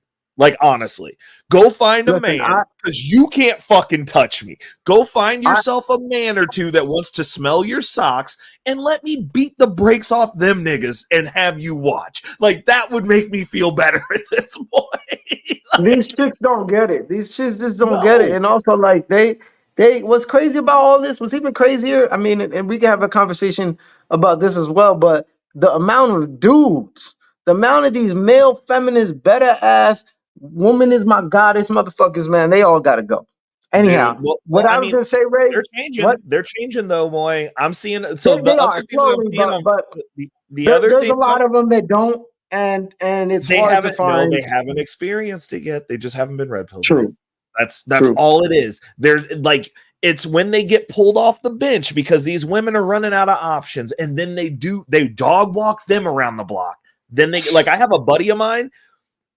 he was on a post and it was like a joke, and he's like, dude, what the fuck is wrong with these chicks? And I'm like, oh shit, you see it? You see I it? was like, bro, because Yeah. like me and him, we'll go out and have drinks because like we disagree, but like he's really good to have conversations with. Because he'll be like, yo, because like he's in the arts field, so he's in there with the green and blue hairs, like he's knee deep in them. I got you. So, Yeah. So like knowing him from like when we used to hang out, because like we were arguing, we would like, it wasn't arguing, but it'd be like, we don't agree, right? And like the angle that he's coming from, I'm like, yo, like chicks are a little bit like, bro, like they're like this. And he's like, no, man, that's just misogyny. And now he's like, bro, what the fuck is wrong with these chicks? Why can't they take a joke? And I'm like, yo, no, it's definitely you see more, it, don't you? yeah, it's more the chicks, bro. But what I think the truth is, right, man, these chicks, right? This is something that maybe you have done research, or maybe you should do research on it. But I don't know if anyone has. But I really believe that women stay the same age as the age they first lose their virginity, because that's when they realize their power. So like if she loses her virginity at 15 and she notices at the grocery store that she gets a better tip when she leaves her little shirt a little lower, you know what I'm saying? That the women's gonna stay at that age, because technically, let's be real, man's mating or evolutionary directive is violence, a woman's is sex. So sex is directly tied with their mating strategy. So it would make sense that all their logic of how they see the world is clumped up to that one experience in that age when they first realize that their sex is power. So it's kind of like those dudes that you see that have like really played out game, but they're like, it worked once and they never evolved past that because they were like, hey, this works sometimes. Like, I'll just keep doing this. Even if the hit ratio isn't great, as long as it keeps getting reinforced, you go, I'm going to just keep doing this. Like, sometimes it works. Yeah, because that was the prime of their life. For a woman, you got to understand, right? For a man who's your validation for yourself or others is based on what you do, right? For a woman, it's technically almost everything we could think of that everybody in the world, including us, likes about women is somehow directly tied to their sexuality, their fertility, whatever you want to call it, right? So it's not too of a crazy idea that, if they was dating that hunk at 17 and they had all the power in high school and they were the class president, you know what? She's probably going to think she's still that girl at 45. Let's be real. Even though she's got like the I've had 5 kids body. Yeah, you're right. Even though, right. That's how she thinks. I can't even argue that. I don't necessarily know that they act the same, but they definitely, that level of confidence that they had, even if it's misplaced in their older age, like they still, like, especially if they never got out of that group of high school friends, like they insulate themselves. And it's just like, you've never evolved past this. Like, this is just that also too. Because look, okay, this is a touchy thing, and one of the chicks I'm dating right now, we've been going back and forth about it, and then finally she got it. But I was like, yo, all this stuff sounds mean, but the reality is, and I explain to women about this in the sense of my own life, and I say, look, if I ever had children, the truth is that I know for a fact I'll treat my daughter more coddled, less harsh than my son. And I said, you got to look at your world in that essence. Your whole life, you have been more coddled and more insulated than the male species, right? So it would make sense that you have a certain amount of delusion. Even the hardest father, the hardest parents, trust me, nobody goes as hard as they do on dudes as they do on women. So she's gonna be coddled. Right. You're not wrong at all. Like I can totally see that. And it's because during that window of time, they also aren't held accountable for anything. So even 5 years later, when she's now in adulthood, if she lost it at 15 or whatever, like you were positing, she's not going to get negatively reinforced for how she's acting until she gets to 30. And they're like, you act like a fucking kid.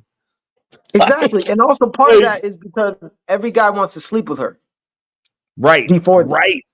And then, but at 30, but the difference is I would say, at least in my experience, because like, to be honest, most of the chicks, and I've slept with a lot of chicks, but like most of those chicks, I'm like, I would date you. Like, and you know, there's some chicks that, like, you know, I caught during their whole phase and they're like, no, like, no, I'm out here. Like, you know what I'm saying? Like, and it's not like they were like saying it like that, but like you, like looking back now, like after I got red pilled, looking back now, I look back and I go, oh, she was just out on the carousel, and I'm like out here hooking up with these chicks, like I'm trying to secure a date, and I'm like, you what had they sex call with that me, now, like we should, situationships. yeah, and it was, but like it's almost like during that window, you're like looking past these people, but then like later on in life, they circle back and they're like, oh, you're more established now, you've got this going for you, and I'm like, yeah, you fucked up, like you can't come back. Like you had And your that's shot. that's what I was basically telling you. The only difference that with me, I mean, look, it's happened with girlfriends, don't get me wrong, but I'm talking about, I don't know what to call it, man. Like life is a funny thing, but you know, these are basically girls that I've been slamming and they chose never to be my girlfriend, right? Yep. One of them, look, yo, girls are so crazy. One of them even told me, yo, I've liked you since we first met, blah, blah, blah, you know, the L word, blah, blah, blah. And I'm like, what the fuck? And girls are so crazy. They'll have these fucking feelings 20 years for you and they'll act like they fucking don't like you. And it's like, yo, what's wrong with you? Guys don't do those fucking crazy ass shit. 100%. I mean, it either that or yeah. I mean, in that scenario, 100%, I'd be like, yo, like I put my cards on the table and you turn them down. Like, no, like for me personally, because I'm like, once the cards are out there, once we make that step, I'm like, cool. It doesn't mean I'm gonna be mean to you, but like now you can't come back to me later and be like, hey, I remembered when you said this, and I'm like, that was then. My standards change. Like if you if you gone and not around me for fucking 6 months, the standards have changed because I'm constantly working on myself. I'm like, this ship moves fucking quick, dude. Like, and girls aren't. They think they could just come back around anytime, and they think you're going to be the same Joe. I was like, because they're not working on themselves, bro. And it's like they don't understand. See, the catch-22 is, and this is what I was explaining to this girl. I was like, you don't understand. As us as the hunters, when it comes to this sex thing, right? Like I was like, yo, we got to know the psychology of men and women. I'm like, you just got to sit there and look pretty. So like, never once in your life until you meet a guy like me, you ever think about this stuff. You know what I'm saying? Right. And girls, like they live in like this bubble. Like the whole world is meant to be fucking Sex in the City. And I'm like, you know, that was written by two gay guys and this woman who came out and said she doesn't even like her life and she wished she had gotten married and had kids. Right. You know what I'm saying? It's like what world are you living in? Well, there, not only that, it's like to the tune that you'll destroy your family. And then there's this narrative that like men do these things. And it's like, no, like you see it. Like when you actually see the way that some of these women get influenced and navigate, I'm like, women get influenced on a completely different level than men do. Like I understand that there's the way that Dan George 100%, he said that's called circle in the block. 100% it is. But there's a difference in the way that men get influenced, because it's like there, I mean, up until modern times, because modern times now you have men getting influenced like women do. Like you have the black pill doomer space where they're like, hey, we know the game. We give These are some gay ass dudes. That didn't happen before. These are some snowflake ass motherfuckers, bro. Yeah, but I mean, for a certain extent, bro, to be real, there's a like trying to be more forgiving, compassionate, more. I give more benefit of the doubt to these chicks because at least they're chicks, and chicks kind of naturally don't have courage, right? But these dudes, these bum ass fucking dudes, I'm like, yo, you're the ones who should get your necks broken. Well, what's going on, Spaces? What's going on, Spaces in the building? Well, the way that I see that is, I mean, that's a sign of the weakening of the men in the society. When you have dudes that go, hey, now that we're able to have these conversations across the board where all the men can come and compare notes and be like, oh, you experienced this, you did this. Oh, okay, this is real. This is a thing. Okay, well, these are the rules. What are these women after? Okay, well, this is what they said they want. Don't listen to that. Okay, what are they actively acting upon? Okay, they're looking at this. Go into evolutionary biology, cross-reference the data. Okay, that matches up. we know the game. Yep. To go, cross-reference the okay, data. Yep. now that you know the game, for dudes to sit there, look at it and be like, okay, well, like this has been broken down, I quit. And to always blame the dude. To always blame the dude. Look, I could understand if this was fucking 1975 or something, but even looking back at it now, probably all that shit was lies too. Because let's be real, since guys have to touch the stove, right? And we always kind of get held accountable. Let's be real. The reality is that there's probably always been more steady level dudes than women. Let's be real.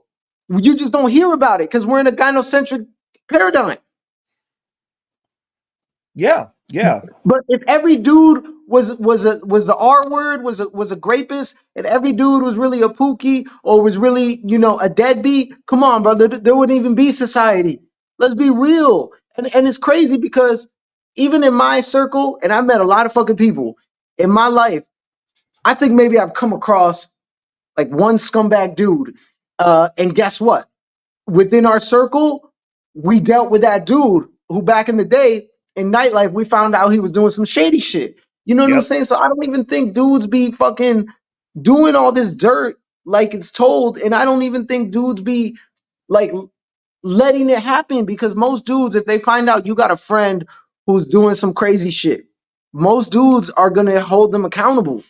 Yeah. We self-police. Like that's the thing. It's like, men will self-police and self-regulate the circle.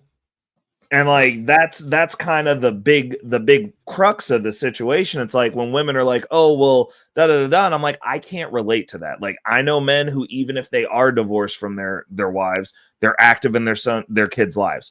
I don't see men who are just abandoning families. That's something that you're saying. And I'm like, where are these abandoned families? Like, where are these men that are going to hide on an island where they're just running through chicks? I'm like, everyone I know who has a child that's a man, except for one person. And like you said, Moy, that is a person that like literally that dude knows it's on site with me. I'm like, I don't like you to the tune that I don't want you to exist. So don't be around me. You're a bad person.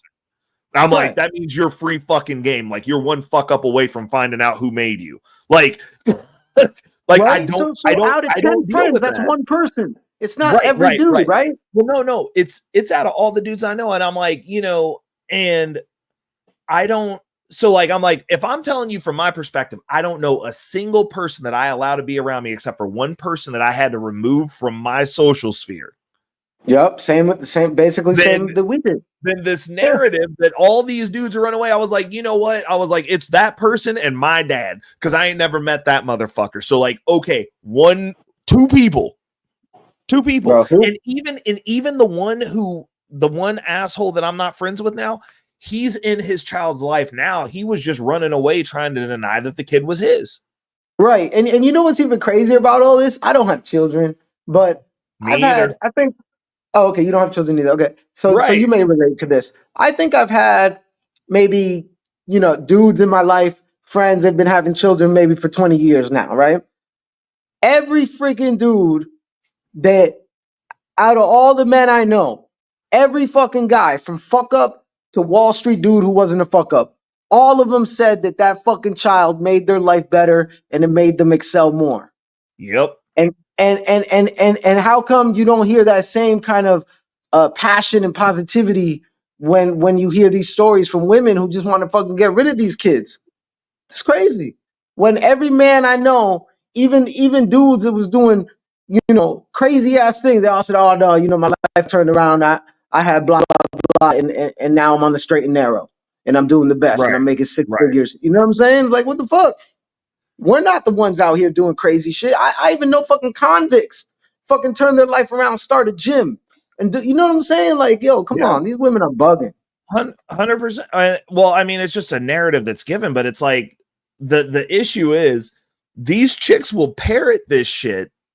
And I'm like, where's your preference? You have two parents. Yo daddy's home. Where are all these men? Like, you don't even have like personal experience with this shit.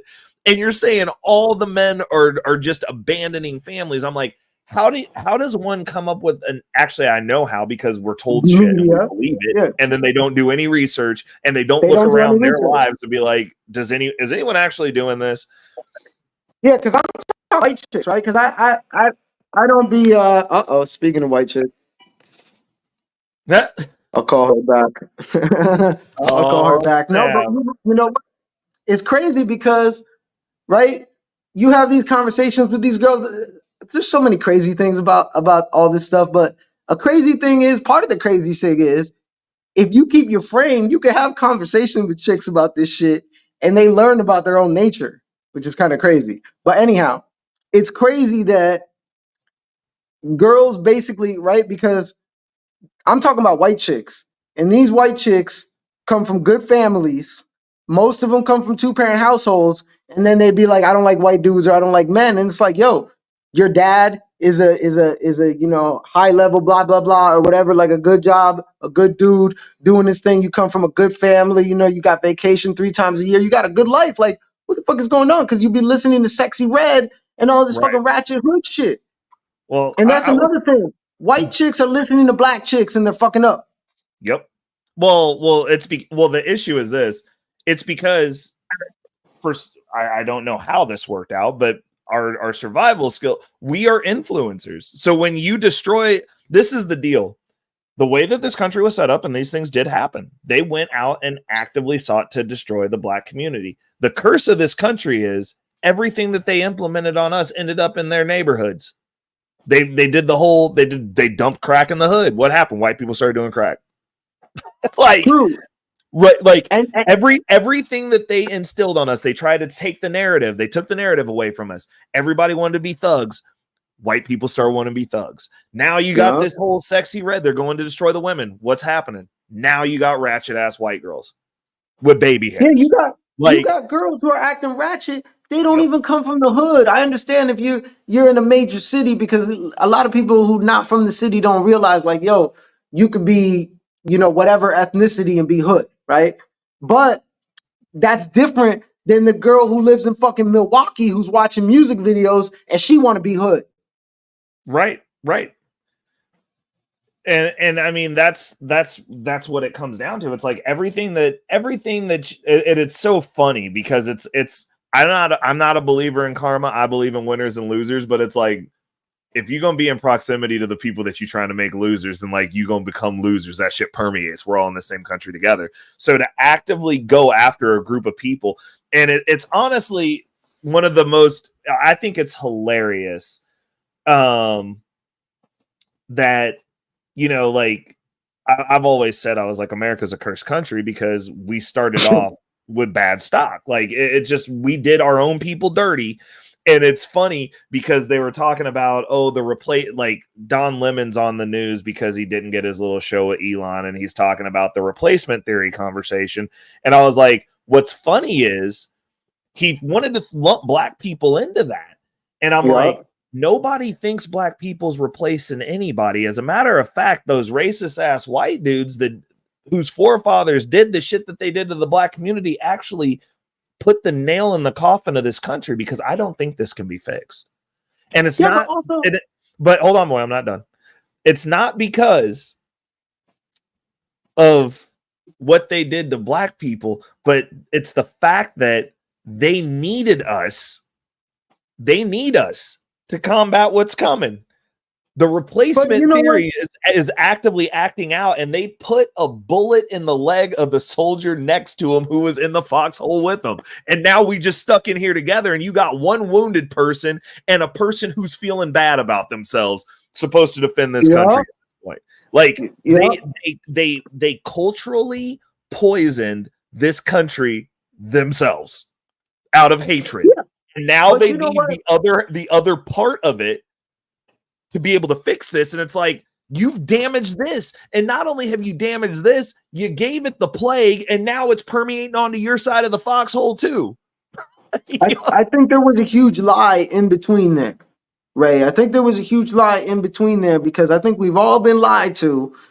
And now what we know about these, let's say, draconian institutions, I think that, and I don't even think, I know, because I've done extensive research on this. I think that far more different people were slaves than we've been told, and really 100%. the only people that weren't slaves were what's now considered, the powers that be, if you will. Yep. But most families, Irish, white, whatever you want to call, right? Maybe they weren't called slaves, but basically you're an indentured servant. Same thing. Yeah. And also, you're 100% right. But it's like once you attained whiteness, which was something that you used to apply for, it wasn't just ascribed to you by default. True. Once you attained whiteness, you covered that up because you didn't want to talk about where you came from, because then your new job was keeping the people who still weren't white where they was at. Yeah, but okay, right? That's a good point though. But how come, for example, like, okay, in Europe, everybody was under the feudal system. So technically, if you weren't monarchy, everybody was a peasant. There was no middle class then. Right. No, 100%. So that's what I'm saying. So like, okay, let's take it back during the times of the Revolutionary War, let's say, right? Even though the pictures painted that it was just black people shoveling fucking corn or whatever the fuck, cotton, right? Truth be told, it was probably black, white, Native Americans, gypsies, probably a whole bunch of motherfuckers. Right. But I mean, like you were saying, the whole premise of having a middle class is so that you can have a stable country. Because if you only have rich people and peasants, we know that just doesn't work. Because the peasants eventually will be like, this is so terrible that it behooves us to just die off in these people, as opposed to living like this because we're gonna die anyways. There's no middle ground. And it gets so bad that you just say, you know what, fuck it. Like, if I'm going to die anyways, like, we're going to go get a couple of them too. Like, screw it. I'll stab somebody. Like, but you implement a middle class to make a society stable. Right. The problem is societies never evolved past the capitalist system. That's the issue. It's once people have stuff, they go, I don't want you to have what I have. Yeah, but that's not necessarily. Look, I think that shouldn't be blamed. That shouldn't be blamed on capitalism. That's a flaw in people's mindset, and that's a subconscious or a psychological flaw. You can't, because technically we don't have capitalism though, so we don't even have capitalism. So it's not blaming it on capitalism. Societies evolve. Yeah, but these kids be like, oh, I don't like capitalism. Boy, my question is this: if you have all the resources to feed an entire nation indefinitely, and everybody can be fed, everybody can be housed, you have more than enough space, everyone can be housed, everyone can be fed, is it more beneficial to continue to go, hey, this is dog eat dog, and even though everybody could eat, some of y'all gonna starve to death, fuck it, we're not going to reutilize our people, so we're not even going to navigate the society based on what's needed or where we're going, where we're trying to head. There's no goal. Okay, so we're just going to go willy-nilly and go, hey, capitalism. Some people are going to figure it out, and then some people are just going to lead, and then other people are going to starve to death, even though there's plenty of food, and some of y'all got to sleep outside, even though we have houses. Okay, right. So what needs to happen then is, like, because I honestly, because look, my father grew up during the time where there was a dictator, a fascist dictator, and I heard so much about the horrors of communism, and I know other people who've come from that, in Europe. But in general, I definitely think that free market capitalism is far better and has less negative or side effects than, let's say, communism, right? But are you suggesting that both of those and we create something totally new? Does the world have to create a totally new system? Well, it seems like we're still evolving. Things evolve. So yes, that's what I'm saying. So we need to create something that's not capitalism. There has to be something after this, because what capitalism has gotten us to so far, which is some of us are comfortable, it gives you the opportunity to move up, which is great. Right. But the country that we're in, we have no focus. We don't reutilize people. If an industry dies out, they're like, hey, fuck you. You guys all just get to starve now. That's a cultural thing in the sense of that's unfortunately 100%. the dumbing down of society. What else do we have? We have people that get into an industry and become an industry leader and then build moats so that people can't compete with them. That is no longer capital. No, that's not how it should. Okay. We have lobbying. That is no longer capitalism. Right. That's no longer capitalism. We have a bunch of stuff where when we talk about capitalism, we haven't experienced capitalism.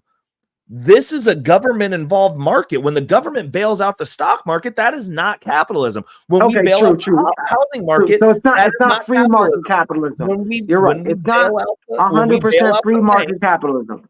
That is not capitalism. What we live in is that is literally socialism, and we all pay for it. And then they've convinced us that since it's those businesses that we're providing the socialism to, that we value those businesses above it's a corporatocracy.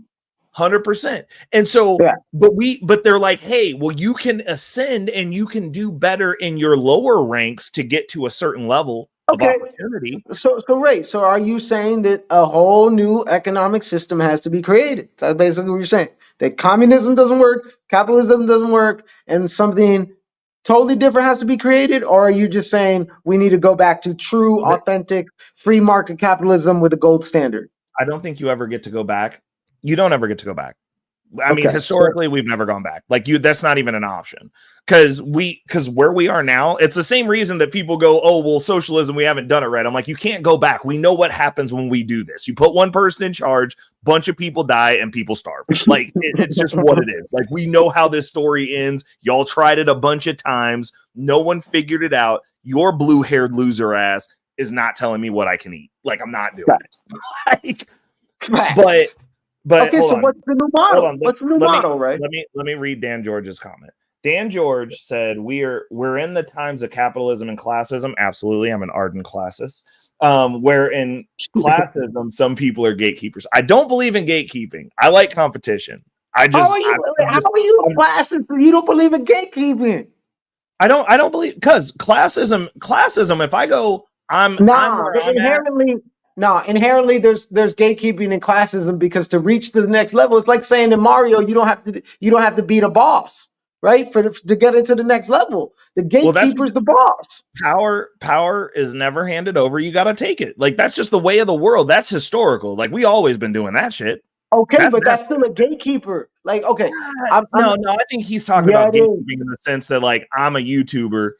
Dan can't set up a YouTube channel because I'm going to go backbite his channel so people don't go over there because, like, I don't want nobody else being the dude who's on Thursday. That's not really gatekeeping. That's more monopoly. That is gatekeeping. That's literally the gatekeeping that goes on. That's the why do you think? Listen, Moy, check this out. What's going on, Lady Navoa, in the building? Yeah. So no, think about it. Why do you think my channel that's not sponsored or that's not monetized has a sponsorship from Delta Investment Tracker app? So I know what the fuck I'm talking about, to the tune that people in the cryptocurrency industry would go, hey, we want to rock with you. But none of these other gurus want to give me the time of day or want to actually engage in any conversation with me, with the exception of Wall Street Trapper and Richard Fain. I know he's been seeing my videos because he made a comment about it on his live today because I saw it. Like, but they don't want it. Wall Street Trapper actually reposted a story that I tagged him in.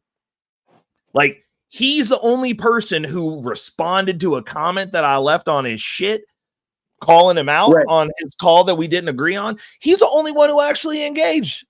Yeah, but technically gatekeeping because they gatekeep, they go, we don't, and it's the issue is this. Nothing that I do is a clout play. Whenever I come at somebody, it's because they said something that's either inaccurate or fucking stupid in Richard Fain's statement. But gatekeeping technically should be like, hey, if you have a space, you have to vet the people to make sure that, like, the other people that come new into the space are vetted, right? It's like a fraternity, right? You have a certain system to make sure that, like, everybody who comes into the new club is cool. I mean, every new member who comes into the club is cool. That's technically what gatekeeping should be. So it's not necessarily inherently bad. Well, the gatekeeping from a financial perspective is the fact that, like, you can't go open a Ford dealership. That's gatekeeping. You can't go open a Ford dealership right now where you're at. There's only so many that can be in existence, and they all exist. You can't open a Chevy dealership right now. You're gatekeep. You That can't sounds just more go. like a monopoly than it does gatekeeping. Like these No, people got because a they monopoly on it. allow multiple different people to do it, but there's Ford only licenses out so many Ford dealerships so that there can only be so many. And then what happens is after you get those big dealerships, it's the reason like everywhere that you live, you'll see it where they sell two different lines of cars, and it'll be like one person's last name and another person's last name. So like for here, they have McCarthy is a big dealership. They have a license with new car dealerships for certain brands. And then there's Morse, which has new car dealerships for other brands. And since they can't, they'll merge together so that you have a dealership that has both brands because both of them can't sell the other car. So they'll merge together so that they can co-op to So sell where's the both cars. gatekeeping? They're helping each other out. No, but right. The gatekeeping is the fact that it's keeping other people from competing with them, period. They go, we're the only ones who are doing this. Oh, I see what you mean. So it's the That's competition. They from don't a allow capitalism competition. perspective. That's I gatekeeping. got you. I got you. You can't come in here. Yeah. No, that's not. So that's what I'm saying. That's not true free market capitalism. Nor is Right. lobbying. Nor is monopolies. But all people, this stuff. But people do that. Period. I mean, look at the financial space. They don't want people listening to Reckless, Right and Narrow, even though I say shit that's actually right and based on math, because they are gatekeeping that space. They were like, we don't want cloud over here. The only person who's not worried about somebody else coming up is Trap, because he'll put my name out there. He'll be like, yo, you sent me this, like, dope. Like, I'm in, like, bet. If it's right, I'm getting the bag too. And I'm like, cool. But he put that out on his story to his audience with my name on it. He responded publicly. He doesn't gatekeep. These other cats, they'll not want to say my actual name. They don't want to call it out. They don't want to say what it is because they don't want their people coming over looking at me, because then they might not. They're worried about like these are just jealous haters. That's all it sounds like. Hating ass motherfuckers. Well, I mean, that everybody does that though. Like if you so it's like if you found a hustle. I don't do that. Well, no, because like I can only speak within Black community, and because like I've seen this shit happen where somebody will go do something and they'll be like, oh, he found a way to come up. I'm gonna go do the exact same thing he did, and we're gonna just fucking ruin this and run it down to the bottom because I'm gonna try and do it cheaper. And then another person will be like, hey, they're both eating. I'm gonna go do exactly what he's doing, and I'm gonna fuck the bag up for all three of us because now it's gonna have to get cheaper because I'm gonna come in and do it cheaper. Instead of going, I have noticed that within the Black community. Together. So what you have is culturally. Actually, it's not even culturally. Like most people in the YouTube space are desperate. Like people who want to live here most of the time are desperate. Like Trap's not desperate. Trap's whole platform, he's working his portfolio, and then you pay him for his time to be able to have him teach you what he's doing. But he has a portfolio where if YouTube went away, his portfolio still has over $1 million in it. I get that. But what I'm saying to you, Ray, is that the disagreement I have is that I think you're conflating two different things, and that what you're talking about is really just people who low-key don't have abundance mentality and they're jealous, right? That's a personal subconscious thing. That's why I said if everybody reads The Power of the Subconscious Mind, there'll be no normies, right? That's just unfortunately most people are low vibrational individuals that, for lack of a better term, exactly that. There's no short way of explaining it, but most people, unfortunately, are like that, right? It is what it is. Whatever. What do they call that? Envy, jealousy, you know what I mean? Is one of the seven deadly sins. Most people are like that. There's very few people, unfortunately, and I learned this the hard way in my life because I used to think, oh, if I'm a nice dude and I look into win-win situations, everybody else wants win-win situations.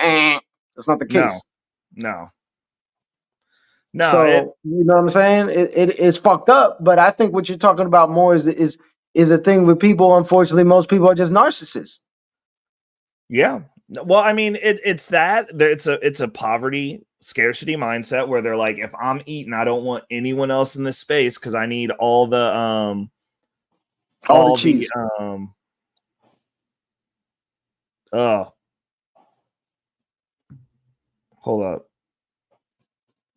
Oh, snap. Oh, Lady Naveau was in Kansas. Goddamn. No, I did not read that yet. I'm gonna look at it. I was looking through that earlier, Lady Naveau. I'll check that out. But no, a lot of people are I mean, if you look at these content creators, bro, like a lot of them are doing stuff because it's like Trap tracks his portfolio. You see his wins and his loses. And you know the money that's in there. So he got big money in there. If YouTube went away and he decided he wasn't going to help anybody and was just going to go away and just manage his portfolio, he'd be straight. Right? You can't say that about everybody else. Like, especially these people that are talking about, oh, I'm a financial advisor. Financial advisors became obsolete as soon as Bitcoin was created. Period. You could have, no matter what your financial advisor told you to do, unless you're getting estate planning or some special tax planning because you got a really unique situation, if you just bought Bitcoin, you'd be better, an order of magnitude that's not even comparable, better off than any of these financial advisors could do for you. The only usefulness of a financial advisor at this point is estate planning and special tax situations. Outside of that, they're barely beating the S&P 500. If they beat that, which means they're not beating inflation. You're paying a middleman to get you worse returns than if you would have just bought the S&P 500, to get you a world of worse returns than just buying Bitcoin. That's the reason they don't like me, because I'm not trying to tell people you need me. I'm like, motherfucker, I'm just trying to get you to understand math and buy some fucking Bitcoin for yourself. Like, I don't give a shit. But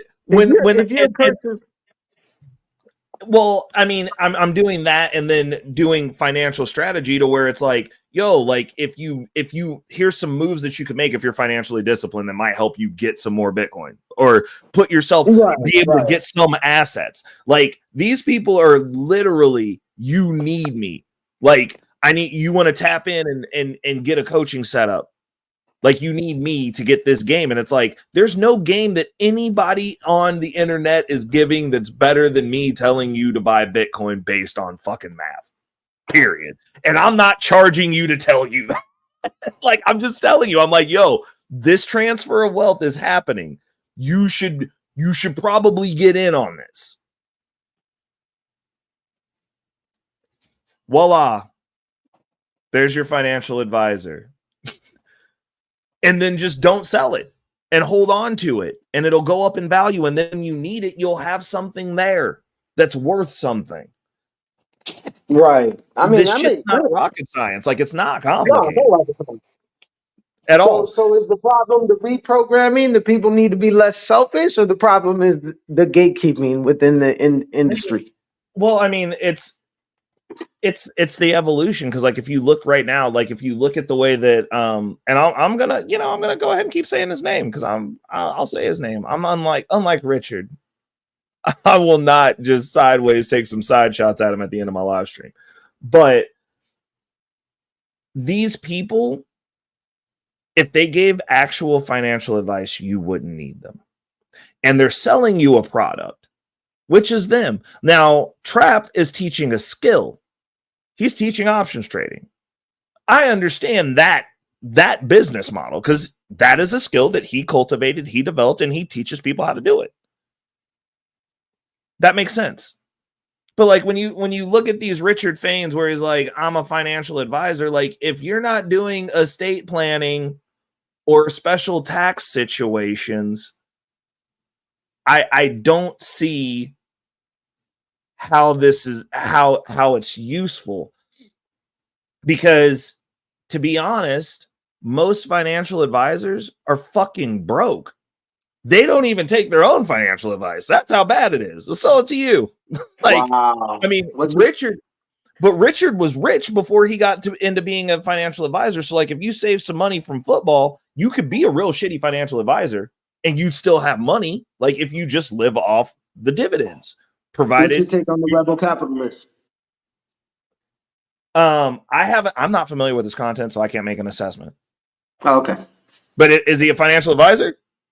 No, he's technically not a financial advisor, but he's he's one of these guys like Gerald Celente. He's on the Sound Money vibes, and he's been talking about a lot of these similar things about getting out of these what do they call them, like traditional financial assets.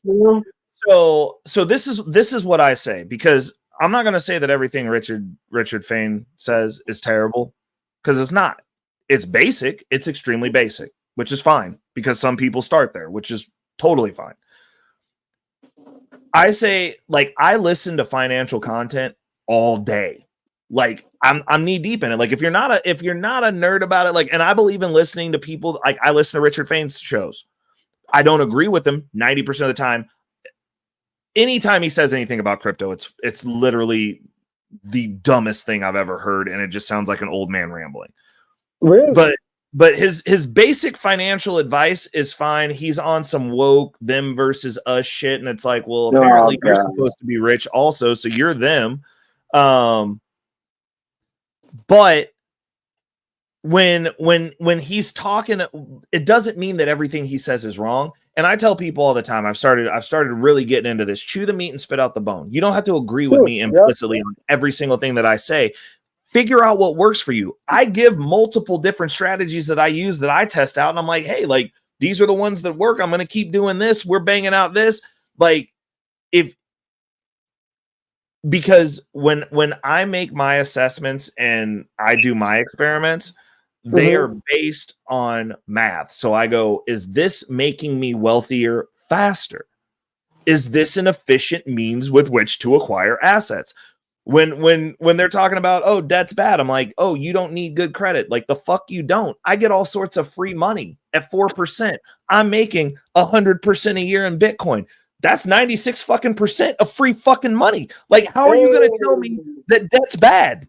How are you going to tell me that? And that's on average. That's not even during a bull run year. That's on average. So you're telling me that the 4.5% that I use to cash advance my credit card to get a few $1,000s extra that I have the money budgeted in to pay back with cheap dollars to buy Bitcoin, and then the Bitcoin goes up $100, those deflationary dollars that I'm paying back are worth less than when I took the loan.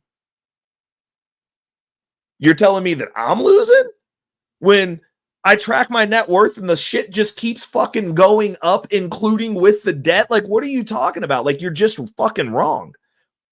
It's an assessment of, oh, people who go finance and use their cash advances to buy shit they can't afford to impress people that they don't like. Well, I don't do that. And I'm showing you mathematically how that works. I don't see how you can, and that's what I'm saying. Like, I want to talk to the cash is king people right now. You're wrong. The all debt's bad people, you're wrong. And I'd love to have those conversations, but they don't want to talk to me. They don't want to talk to somebody who actually knows what the fuck they're talking about in regards to that specifically, because everyone that they talk to, like if you think about it, the Dave Ramsey show is just fresh and fit for poor people. True. That's a very good point. I might have to call you for a consultation, man. I mean, you definitely have me think differently about this stuff. I mean, but it's about winning. Oh shit! What's up, Kafer? What's up, Teach? Bro, just over here ranting, dude. Fucking Wall Street Trapper reposted my story that I sent him. Say word? Yeah. So, we got into a whole ass argument about Bitcoin because he said it wasn't going to reach 100K. So I was trust me. I got into an argument with my cousin this morning about it. He's like, "Oh, you believe too much in the right wing conspiracy." I'm like, "Nigga, you throw money into fucking crypto right now. You let that shit sit and simmer, and you wait for the proper time. Pull." What's going on, Jake Fever? Shout out to you. I want to, like, I have, I think 300 or 400K in savings right now, but like what I told you earlier, Teach, I'm moving to because you were giving me advice on California. I have to. It's more, it's not the fact that I want to be there. It's more essentially it's for my wife because her family lives there. so we're moving back to be closer to her family. So that's the only reason. Wait a second. You're moving from Canada to California to be closer to her family. You could Yep. live in Nevada and be closer to her family. You could live in 6 Texas. hours. It's a shorter drive. I'm just saying. Hell no. I'm not driving 6 hours. Dude, 6 hours ain't even that far, bro. This is America. We all drive 6 hours all the time. I got things to do. Dude, I know you listen to audiobooks 6 on hours the trip, is bro. far. No, bro. No. Yeah, so the 6 farthest, hours is far, the right? farthest I will drive 6 hours by my fucking self, bro. And be fine about it. Like, you guys don't go on road trips? I mean, sometimes, every now and again, Sometimes, we do, but not like that, bro. Not 6 hours all the time. I mean, what do I want to be a fucking taxi driver? No. But Moy, check it. How often do you go see her family now? The last time we went was, I think, 8 or 9 months ago. Last year, it was like July of last year. You can drive 6 hours 8 or 9 months. Every 8 or 9 months, you drive it once, right? You can actually, you know what? You could see them more if you just went once a quarter. It's a 6 hour drive once a quarter. And then you also are setting yourself up to get rich. But also, like, that's all I'm saying. Here's the thing, though, right? Here's the thing. There's this new thing that Amazon and all of them are working on. It's like it's for like people with like affordable housing. It's like there's a company called Boxable. I don't know if you've ever heard of them, where they take like, it's kind of like a square, like, you know, it's like a large kind of box type thing, right? But the house opens up. It's like a foldable house, so you can fold up, close up, and all that stuff. Open and go. You can take it anywhere you want. You can literally search it up on Amazon right now. It's like $15,000. And I'm like, bro, I could get a 4-bedroom mobile home for 15 grand and still have money in the savings. I'm like, I don't want to throw. Where are you gonna put it? In California? Okay, so her family is moving. They're moving sometime next year. So hopefully, by the time we move back there, that they'll have a plan. But hopefully, they get a big enough backyard because we only need about 600 square feet, right? So we're gonna hope to put the mobile home in the backyard because her family is already saying that we could do that. They don't mind us having our own like mobile home property. Is her family a billionaire to put a 4-bedroom mobile home to sit in a backyard? Have you? Dude, they have one. They have one actually. They have family already living. Man, Ray, that sounds cool, bro. A mobile home. No. It sounds great. I'm just wondering about like the land mass because like I got a buddy who wholesales out in California that lives there, and I sent him a picture of a house that I was at today that I was working on that was $1 million home. And he was like, that'd be $5 or $6 million for that much space in California. So I'm like, when you're talking about a 4-bedroom mobile home, you got to sit that on some land. Well, I mean, that's my question. I'm like, logistically, it's on Amazon where it's in the listing what it is. I think it said 30 by 18 or 30 by 20. So when I punched that into Google, it said 600 square feet. And I'm like, oh, okay, that's not bad. That's not overly large or anything. You've been to California though, right? Like them, like I have to visit, but houses, like those houses ain't even big, dude. Though her family lives in a what do you call it? It's not a townhouse or anything. Everything is on one floor. I think they call it a bungalow or something. Yeah. Yeah, they all live they live in a bungalow, so it's like, hold up. Yeah. Shout out to Round Belly Kelly. She was asking about the California speed rail, and then Natasha Vincent said that you could live in the Midwest, and I mean, honestly, it's super cheap to fly from KC to. Also, I need to get. The Midwest is bad cheaper than California too. Bro, I need to get. I'm getting the fuck out. Hold on. Let me address Murder 100's comment real quick. Is it possible that crypto is a major reoccurring pump and dump that you should be aware enough to know when to jump in and out? Crypto, sure. Bitcoin and Ethereum, absolutely not. Like, if you're selling out of Bitcoin and Ethereum, you're just coming back in at a worse position at this point. Countries are buying it. Governments are buying it.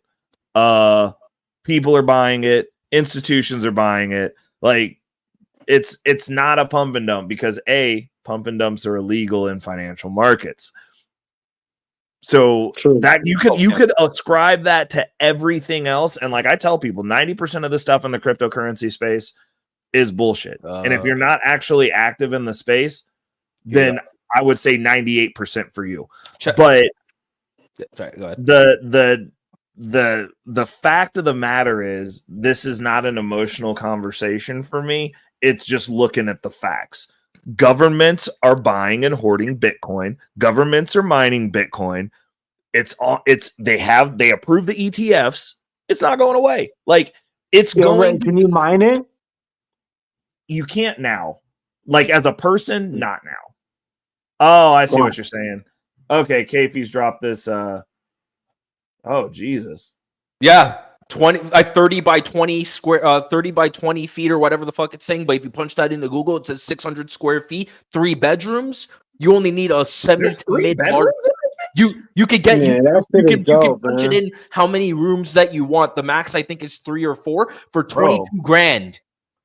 My parent, dude, I might actually send this to my mom and fucking dog. Why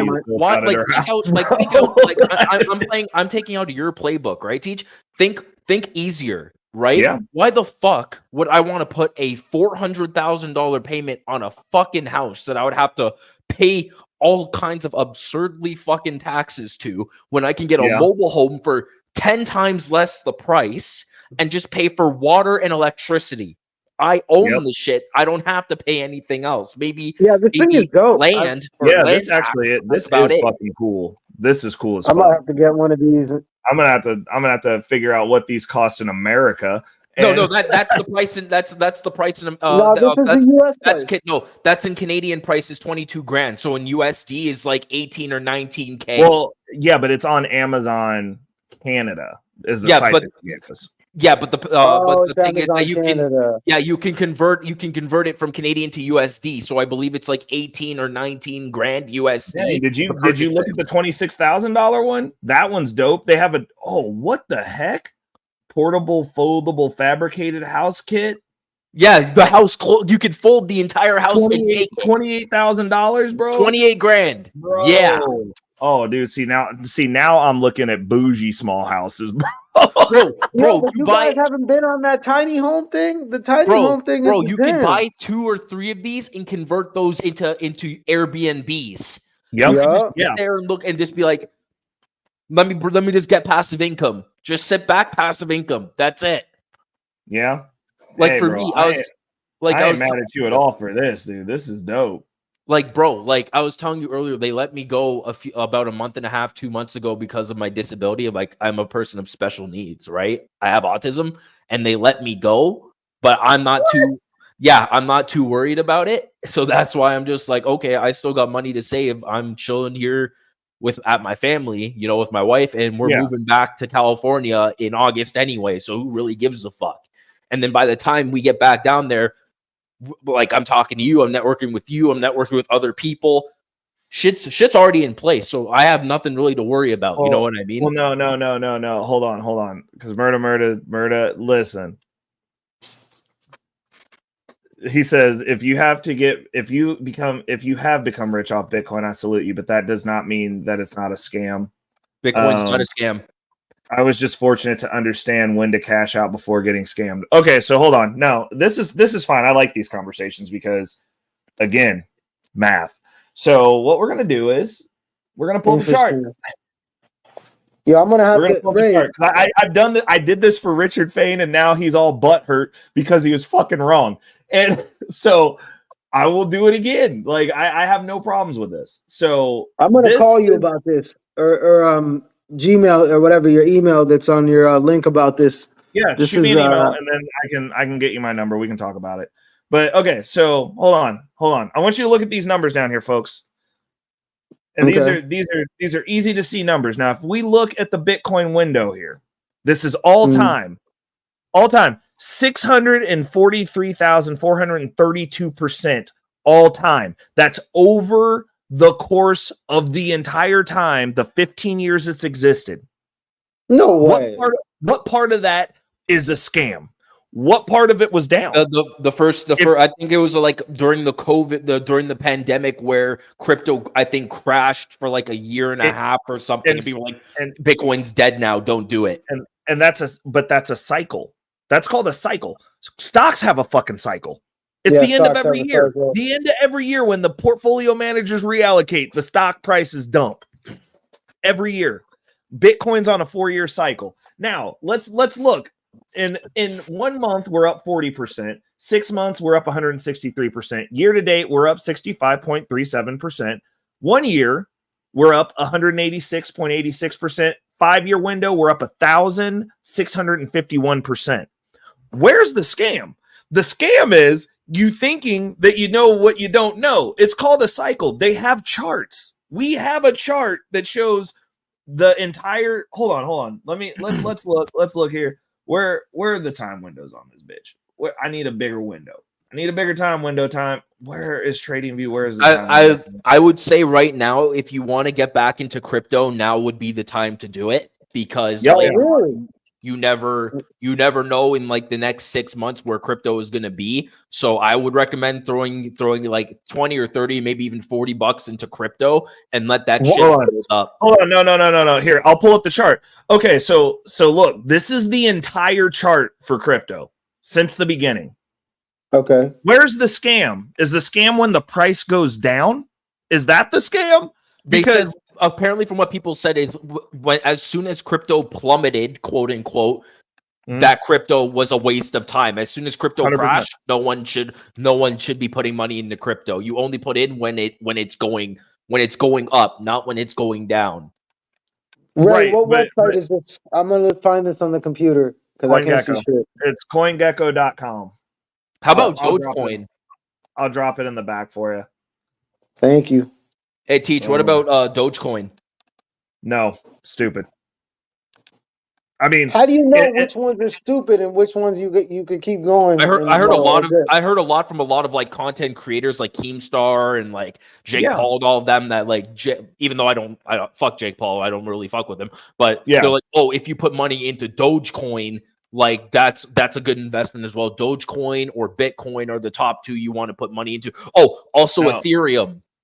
Ethereum's good. That's a solid one. Yo, why not the dog one, man? Why not the one? So look, over the course of the bull run, you can do some stuff. That's fine. But it's gambling. That's just gambling. That's what it is.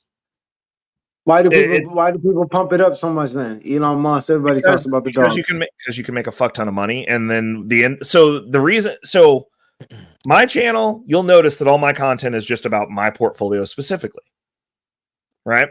I'm showing you the moves that I'm doing specifically. Yeah. I don't promote individual coins. I let you guys see my top 10. I give you a list of top 10s. I let you know what moves I'm making within the space and why. The reason I do that is because I am teaching you how to fish. I'm teaching you how the thought process of somebody who's been in the business for over a decade now. Almost 12 years actually. But who's been in the cryptocurrency space all but 5 years of it. All but 5 years. Wow. And I've done most of the stuff in this space. I've mined Bitcoin. I've mined other coins. I've been in and out of trades for a long time. I provide liquidity for platforms in the DeFi space. Oh, wow. I've been here. So when I can give the context, it's a meme coin, Dogecoin. Do you really think that you're going to go to the store and be like, yeah, that's going to be 18 Doge? Like, no, it's fucking stupid. It was originally made as a joke. We used to give it to each other as jokes, as like a tip within our ecosystem. And then it blew up. Yeah, and then people started making millions on millions of dollars using Dogecoin, and then it all crashed. So you're saying now it's too late to get the dog one? But it seems like Bitcoin is too late. It's Bitcoin's like, not near too late, bro. Like, yeah, but if you don't have what is it, 13,000 or whatever it is it's 72,000, bro. Like, don't disrespect Bitcoin like that. My bad. So 72 grand. If you don't have 72 grand to put down for one coin, what the fuck? How are you gonna say that's the entry level? You can buy fractions. They got fractional. Yeah, you can buy fractions. It's like 1%, or you can put in like $1 or $2 and get like a fraction of it or some shit. Here, I'll show you how this shit. I'll show. Look, Moy. Look. Sorry for the ignorance. I'm coming from the gold and silver. All this is very new. Oh yeah, they're always telling people to invest in gold and silver and shit. I don't know why. Why did you double go there? Okay, hold on. Let me find the right portfolio here. And then people say, "Oh, you're not legitimate" and stuff like that, or you're running a scam. You're not to be taken seriously. But like someone like Reckless, bro, like from what I'm seeing, like this man knows what the fuck he's talking about. Here, I'll show you this. So look at this. This isn't a fully up to date right now. I've got a couple of buys that I have to put in here. But this portfolio specifically, it's for my down payment that I've been talking about for my house. I'm either getting another house or I'm doing upgrades to the one that I live in and turtling up, and then I'll HELOC out of this house to get the next property. Gotcha. This portfolio specifically is up 78%. And I started it in, and we'll go look at the buys, and I'll show you what I'm talking about here. I started it in August, of the 21st of August, end of August. Really? That's soon. Only a couple months ago. The reason I did this, Moy, is to show how you could potentially, during a bull run, like if you understand how the cycles work, you can use this as an accelerated savings account. You'll see the first purchase, $32, $21, $20. Oh wait, we can't see it, by the way. I don't know if you're sharing your screen with it. No, I'm looking at the link he sent. Oh, here. No, sorry, my bad. There we go. There's the screen. My bad. I totally forgot that I wasn't sharing it. But like my bad. I thought I was looking at the link that you did. You send a link in the back? Because that's what I was looking at. I sent you the link to the Bitcoin transactions, but this is actually me tracking me saving up for my down payment or upgrade money. So like this is missing, I think, 2 buys on here because hold on. Let me open up my Coinbase because I buy over on Coinbase. So let me look and see exactly where this is sitting right now. So yeah, this is actually $1,000. This is a few $100s shy. So it's currently at $6,509, just at under $6,600. Nice, but you can see it's up 78%. And like I track my purchases, so like I actually track my portfolios. And so, like, you can see in here, like, not all of these are just like, I never bought a whole Bitcoin. This is a fraction of a Bitcoin. It's up 78%. 78% is 78%, however you cut that. Got you. Yeah, no, I know what you mean. The numbers are relative. So, like, when people, like, get in there on this high horse about the cryptocurrency space, I'm like, I've been doing this for all but 5 years of Bitcoin's existence. So, like, When people are like, it's a scam, I'm like, substantiate that statement. Oh, the price went down? Okay. But like that happens with stock too. 100%. But the question is, at what point, if you bought Bitcoin at any point and 5 years later, are you down? The reality of the situation is that doesn't exist. No one. I can say the same thing about gold. No, you can't, because gold didn't do what it was supposed to do. Gold is not an inflation hedge. Gold's how so not? It hasn't gone up more than inflation. Oh, it hasn't gone up more than inflation. Like it hasn't gone up in price. So like if you're holding gold and inflation's 10% and gold went up 2%, you can buy less shit with the gold now. Yeah, but over a long, I'm talking about over a long period of time. Yeah, but what's the selling point of gold? It's an inflation hedge. We are in a very inflationary market, and it's not doing what it's supposed to do. So if it doesn't go up and it performs poorly when the thing that they said that this thing you're supposed to hold on to was for, it's a broken asset class. Like it doesn't do what it said it was going to do anymore. Because, and I'll tell you the reason why. What's the first thing that happens if you leave a country that's collapsed? The military steals your shit, including the gold. so you can't take it with you. Well, I mean, you could say that about anything can be stolen. No, I mean, on crypto, you need elite hackers and shit to take your crypto. Yep. It's not easy. Not only that, Moy, $100,000. You can't take it. It's my ledger. If you took it, I could just get another one, and you can't get into this one without me. You can't take this. If I wanted to pack up and America collapsed and I wanted to leave, I don't even have to bring this. All I need is my seed phrase. All I need to do is be able to get to where I'm going, order another one of these and a computer, and set it up. So as soon as I get a computer and another ledger, I'm rich again. You know what I'm saying? Like, Question: what's your net worth currently? Oh shit! Hold on. I got you, bro. I don't like to lie, so I can give you what I did from the last time I tried. No, because the last, no, I'm not doubting you, but I'm just saying there's some guys that I've ran into being like, "Oh, I'm worth multi-million dollars and all this shit," and I'm like, "Show the proof," and they're like, "I'm worth a couple hundred thousand, $233,000 and $209 to be exact." Oh, that's not bad. Okay, that's but that was last month. That's the end of last month. So the end of this month, it should be up even more than that now. So are you using specific apps? Or are you using Cash App? Where is this Bitcoin coming and going from? I do everything in the DeFi space. The only thing that I need a centralized entity for is to get money in and out of the market, and for that I do use Cash App. Coinbase, so they directly take your money from the coin, and they what do you call it? They directly put it into your account. Who does? Cash App? Yeah. You can convert back and forth on Cash App. Yeah. No, I mean, so I don't need to get any. So the crypto direct deposits to your WhatsApp. Yeah, so I can just use Cash App.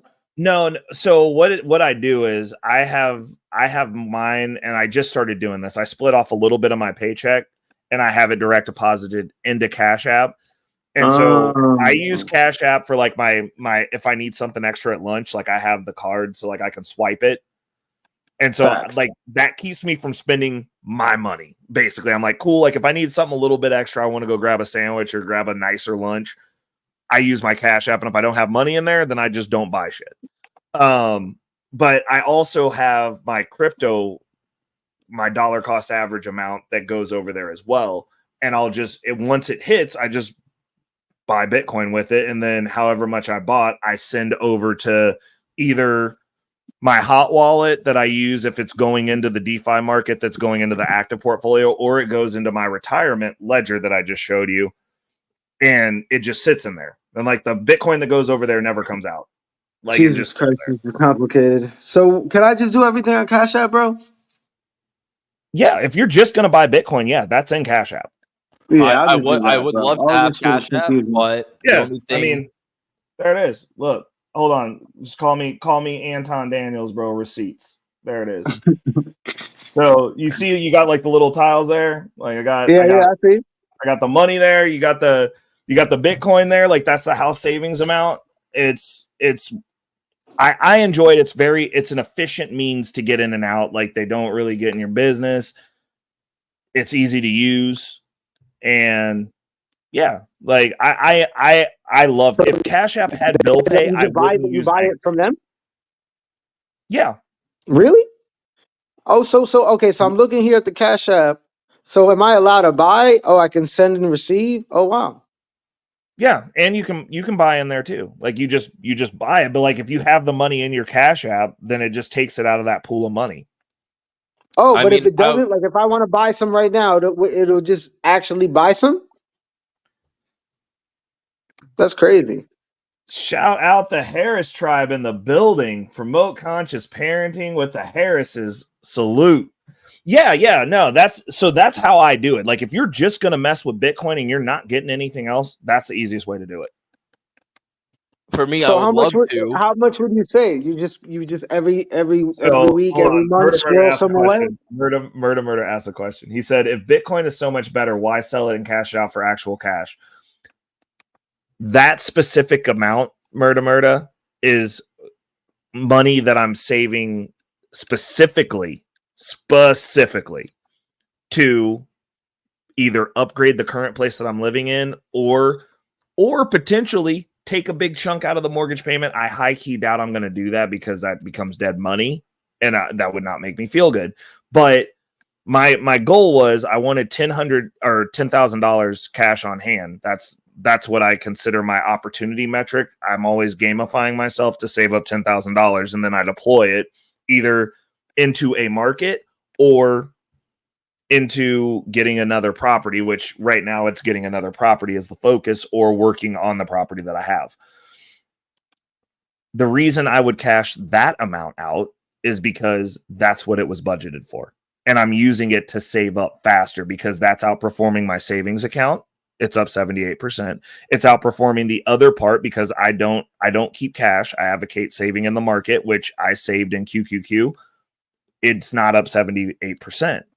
It's a more efficient vehicle for saving money. So there's no reason to not have an allocation in Bitcoin during a bull run season.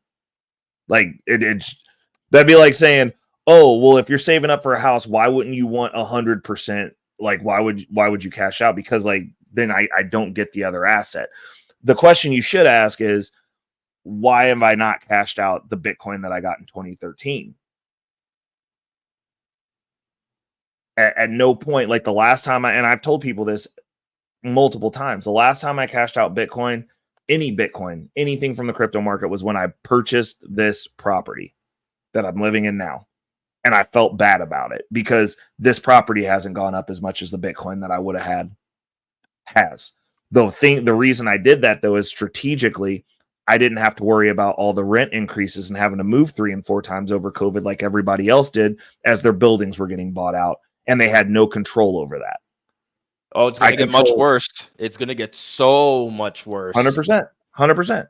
And that's one of the things that they're not telling people is like, oh yeah, like everybody's telling you renting's the shit while they're buying up all the property and renting it to you and then raising your rent. You heard what's going on right now in New York?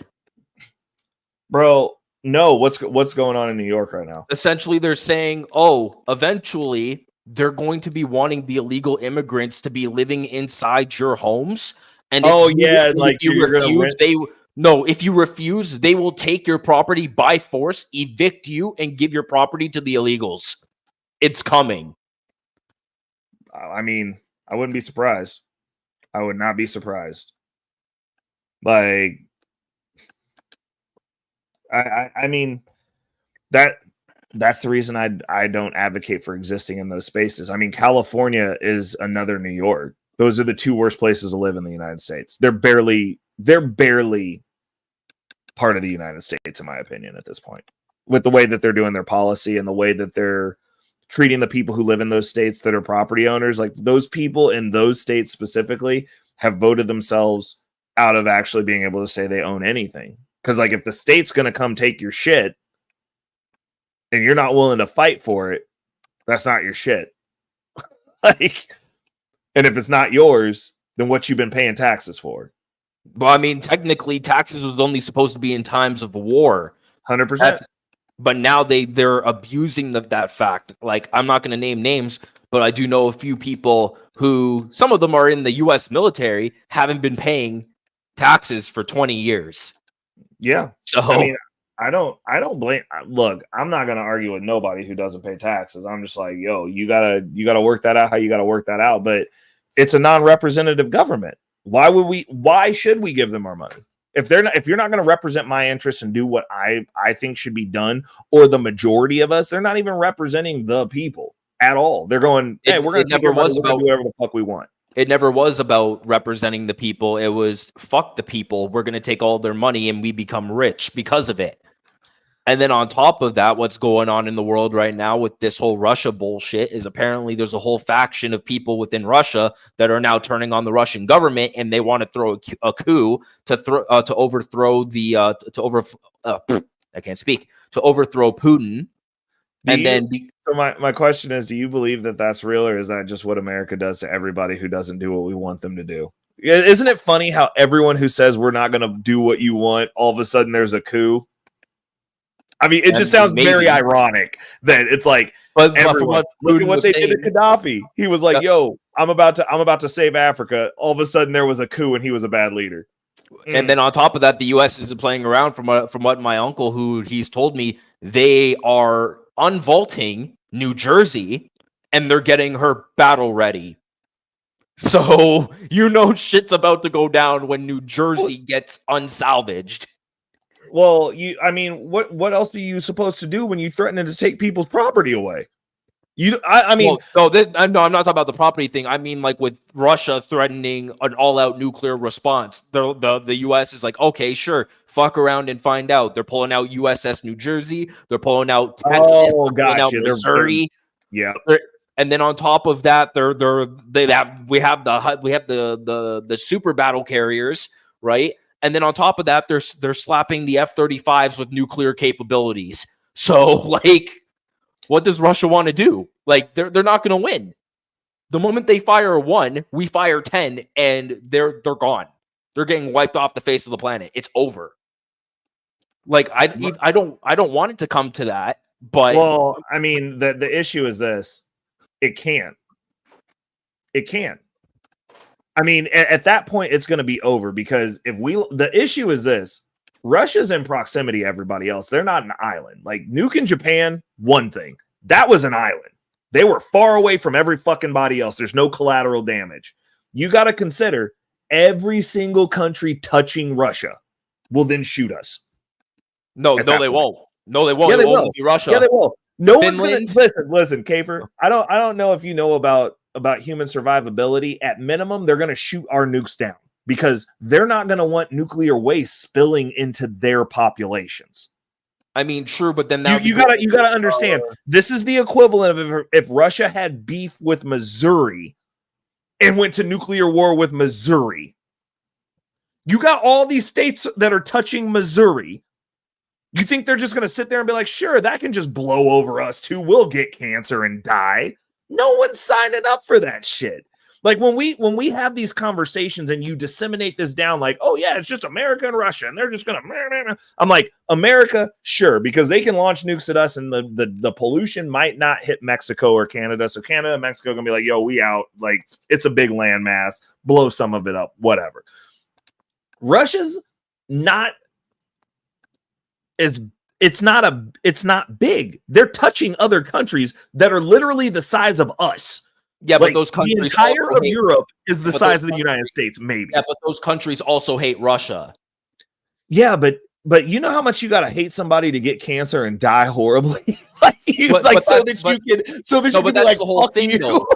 But that's the whole thing, though. The needs of the many outweigh the needs of the few. If Russia's got to go, they got to go. Even if there's collateral damage, they got to go. Yeah, but the collateral damage has a say in this. I mean, true, but we do have technology that can counter it. We have technology that can counter nuclear waste and blast. Chernobyl is still Chernobyl, dude. Like you still can't go there. There's no countering that. You're going to pollute the soil. You're going to pollute the surrounding soil. You're polluting the water supply. Like, I don't think you thought this through that well. Like, the collateral damage is like ecosystem level collateral damage. Yeah. And that wasn't a nuke. That was literally a reactor meltdown. Yeah, but it was on the level of an atomic blast. Yeah. Right. And like you still can't be there. Motherfuckers was running away from that bitch melting. Like it was terrible. You talking about adding an explosion to it that melts your eyes if you look at it? Like what are you talking? Like no, bro. That's gonna be terrible. Like I hate the nuclear conversation because in all honesty, America has more to lose than anybody else because everybody else has bullet shields, except for like maybe North Korea. Like there's somebody attached to you that it's like, yo, you shoot me. It's like if I was talking shit, but like I was at a house with a bunch of other people there and somebody was like, yo, we gonna come air you out. And I'm like, hey, bro, I'm sitting on the porch. Fuck you. Now, when they show up, everyone else at that house has an incentive to fire back at this vehicle now because we all getting shot at if I'm there. You know what I'm saying? Yeah. But I mean, but that's literally what NATO is. You fuck with one, you fuck with all. So it's like you're daring Russia to pull up, and if they pull up, they're getting aired out. But you're threatening nuclear war. Well, we're not. They are. The Russians started it first. So if they do it first, we have all out retaliation to be like, we're defending ourselves, go fuck yourselves, and then we just annihilate. Right. But the people around them have to defend themselves too, which means that, oh hey, America just launched a bunch of nukes over here. We gotta shoot them. And you don't we gotta think, help them shoot and these honestly, nukes down. think about it from here, right? Who even says the US has to pull the nuclear button? Who even has to say the US will be the ones firing the nukes? We have Finland and Iceland and another Slavic country that just joined NATO. They can be the ones to hit Russia with nukes. They're literally right next door. We don't even have to be the ones firing the nuke. I understand that, but they would also be killing themselves. That's so what we're talking about is cutting off your nose to smite your face. You're like, I hate you. You're right there. I'm going to shoot you with a nuke. Gotcha. Oh shit. Now I've got cancer and my balls fell off.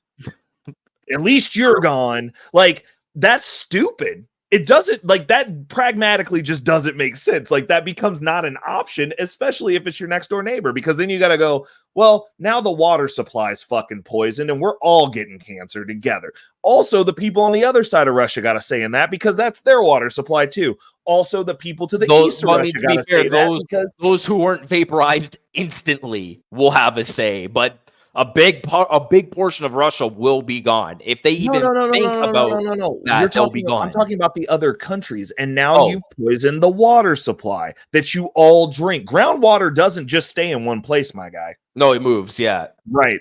So now you've killed everyone. Everyone's getting cancer. The water's not drinkable anymore. Right. But those who survive would then get like assistance from NATO and shit. They would get like all kinds of supplies. No. You're talking about in Russia. I'm talking about the people that are going to get cancer in Finland that shoots the nuke. Oh, okay, that's what you meant. Yeah. Your populace, you yourself are now dying. You also drink. The person who pushes the button drinks that water. You're all dead. You're all going to die from cancer. Yeah, I mean, you got a point, but what other choice do we have? If they keep threatening to be like, oh, we're going to annihilate you if you don't follow our rules, if you don't follow our terms, but yet you're invading us up. Y'all barely got into fucking Ukraine. Like, fucking drive them tanks over here, motherfucker. Like, I don't know. No, but they're not going to drive a tank. They're going to launch a nuclear warhead. They'll just be like, fuck the United States and fuck Canada. They're gone. They'll just open fire with nuclear. At that point, they'll just retaliate with nukes. There wouldn't even be this ground. Is a good question. Murder asked, do we think this nuclear talk is how Mars got destroyed? I would not be surprised at all at this point. Did you hear about that? You heard about that conspiracy theory, right? That they're finding stuff on Mars? That Mars was originally an Earth-like planet, but due to humanity's stupidity, we destroyed that planet entirely, and somehow we got here. But I don't entirely believe that's the case. But there was a whole conspiracy theory that Earth wasn't our. I wouldn't Earth be surprised. Earth wasn't our original home planet. It was Mars. I would not be surprised at all. Like it makes sense. I mean, we're about to blow this shit up right now, and Elon Musk is trying to get back to Mars. Like, I mean, but if you think about it, the radiation's gone now. At least all we got to do is no, it's not the radiation. No, the radiation's still there because Mars doesn't have an atmosphere. Oh yeah, I guess it would. So the solar radiation, solar radiations. But the thing is, with Musk's whole plan, he says, to kickstart Mars's atmosphere again, right? You would have to nuke the northern and southern poles of Mars to terraform the planet. And I'm like, how long will that take? Damn. But then on top of that, they're also in talks about, Venus has a similar atmosphere to Earth, but it has no physical ground you can actually step on because of the closeness to how close Venus is to the sun, right? Because think about it this way. In our solar system, Earth, Venus, and Mars are their whole planetary shape and all that stuff, right? They're similar. So they're sister planets to Earth, Venus, and Mars, right? So Venus has out of us being on Earth, Venus has an atmosphere, but it has no physical ground. So we can't actually step on it because the ground of Venus is like volcanoes and all that kind of shit, right? It's like very primordial still, right? But in the upper atmosphere of Venus, they're talking about building floating cities like in Star Wars, Cloud City. There's a whole plan to build like Cloud City on the surface of Venus. Bro, you know how dope that would be? Because then, like, instead of executing people, you could make them walk the plank. Walk the fucking plank. Boom. This can't come off. You just, like, fall forever into some fucking magma. Yep, you just fall into an ocean of magma. Bro, and, like, you're going to be high up, too, so, like, you're going to have time to think about what you did. Well, shit. I'm fucked. Yeah, dude. I fuck with that. Okay, so this is going to be the last question, and then we're going to do final thoughts and get up out of here. Oh, shit, Moy dipped already. So Murder asked, do we think there's going to be a presidential election in 2024, or do we think propaganda will halt the election process? Absolutely not. Nope. I think that Russia won't have to attack us if we do not have an election in 2024. Like if they take that away, like if we don't have this election, it's going to be all hell. It's going to be civil war. Oh yes. I could definitely see this shit. No matter who wins or loses, if Biden gets back into power, civil war. If Trump gets back into power, civil war. But at least I'm not worried about the Trump getting back into power, civil war. Dude, the left over here, they're just a bunch of fucking babies and losers. Like, I ain't worried about that one. Like, I'll boot but they're taking away our free speech. They're trying to get rid of our guns. They're trying to ban TikTok now. But when we all really know that the whole reason they're fucking doing that is because they want to control the narrative, of course they're gonna try and stall the election because they know this whole fucking thing shouldn't have happened and that it was a fucking scam. Right. Biden shouldn't even be in the White House right now, but somehow he miraculously fucking won. I wonder why that is. Because they cheated. I don't see how you sell that again. Like, if he won again, I'd be like, you're telling me that the entire country was basically unhappy, but some people still voted for him? Bullshit. Like, yeah. Why do you think these illegal immigrants are getting into the country? Because they're going to allow them to vote at the polls. Right. 100%. And they're going to tell them who let them in. So that they'll be beholden to that group. Like, it's a real sad situation, but that's the reason I tell people, I'm like, you don't want to be at the bottom of any system because then you don't have options. Like, me personally, I'm going in August. I'm planning on going to Puerto Rico and I'm scouting out property. Oh, you're like, oh, nice. You're going to Puerto Rico? Okay. I mean, at least for a starter deal, because like 2 weeks on the ground there, you get a passport, and then you can go from there to other places because that passport's accepted places that the American passport isn't, and they got different rules than we do. So, me and the wife are thinking about moving out to Japan, right? Like after maybe a year or two, going out to Japan. Yeah, I want to go there and I want to go there and visit. I have a friend who moved out there back when I was like 25. And she loves it. Like, she still lives out there and it's great. And I was like, I tell people all the time, they're just like, oh, you're not going to get treated any better there than here. And I was like, no, you don't get treated any better there than here. Like, people know family. I have family and I have family in Shibuya, right? So it's like I can go there anytime. I have friends who I've been childhood friends with from Japan, so I can go and I'm welcome there with open arms. So it's like, you know what I mean? As long as you respect the culture, you respect the people, and you're generous around them, and you show that you can be taken seriously, they will treat you with respect. It's a two-way street. Shibuya looks dope. Yeah, Shibuya is fucking awesome, bro. What? That's freaking sick, dude. If you've ever seen Jujutsu Kaisen, that's where the current season where the shit goes down is in Shibuya. So no shit. Yeah, the Shibuya incident. That's so dope. But yeah, other than that, I honestly don't think 2024's election is going to go the way we think it is, because a lot of people are like, yo, we got to get Trump back into power or else the U.S. is lost. I already believe the U.S. is lost. With the current administration, they don't give a shit about the American people at all. 100%. No, they don't. I mean, they're gonna do what they're gonna do. It's like, but then that's the reason. That's when the they reason turn the around. Russia thing. When they turn around and people go into their homes and drag them out violently, they're gonna wonder why is this happening? What did we do wrong? You know when you do wrong when the people you were sworn to protect turn on you. It's going to happen. A lot of these big name politicians are going to be dragged out of their homes and executed. Oh, and I will not be mad about it. I mean, I think that once they start taking property, I could definitely see that being a thing and be like, you told these motherfuckers to come over here. But that's the other question is because like when you were talking about the part where they were going and they were positing taking people's property for not allowing illegals to live in their house, rent from them. If they move forward on that and you start taking people's houses, they've already done it to the schools. In New York, they've done it to the schools, but nobody lives in the schools. No one bought that school. Like, I didn't. There's no school here. A school is still a school. Is where our children go to learn, right? 100%. Education. But yet they're shutting the schools down and putting these illegal immigrants in there to live for the meantime. Right. And then on top of that, I have friends in New York who are telling me that these illegal immigrants are being put up in multi-million-dollar hotels. Oh yeah. Every night that's on the news. That's on the news. Like 200,000. No, sorry, that's like 200,000. Why do I keep saying 200,000? That's like $2,000 a day to stay in, and they're being put in there for fucking free. Well, it's not free. They're paying it's free. The hotel. No, it's no. Well, I mean, the government's paying the hotel, but the Means that illegals we're that are being paying put in for there. it. It's not free. That's what I was getting at. Is like that's our tax dollars. If the federal government's paying for that the federal government collects from all of us. So it's not free. We're paying for it.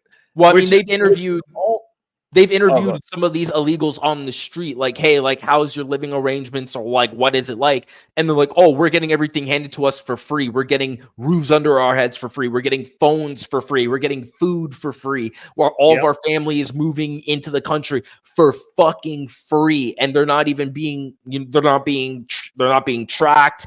It's all of this is being untracked. You know what I mean? It's like, what the fuck's happening? Like, we have more homeless veterans on the streets than we do these motherfuckers. The same guys that went to war to keep your fucking country safe, you abandon them, and now you're letting illegal aliens cross the border at an alarming rate. If we don't shut this shit down, America's doomed.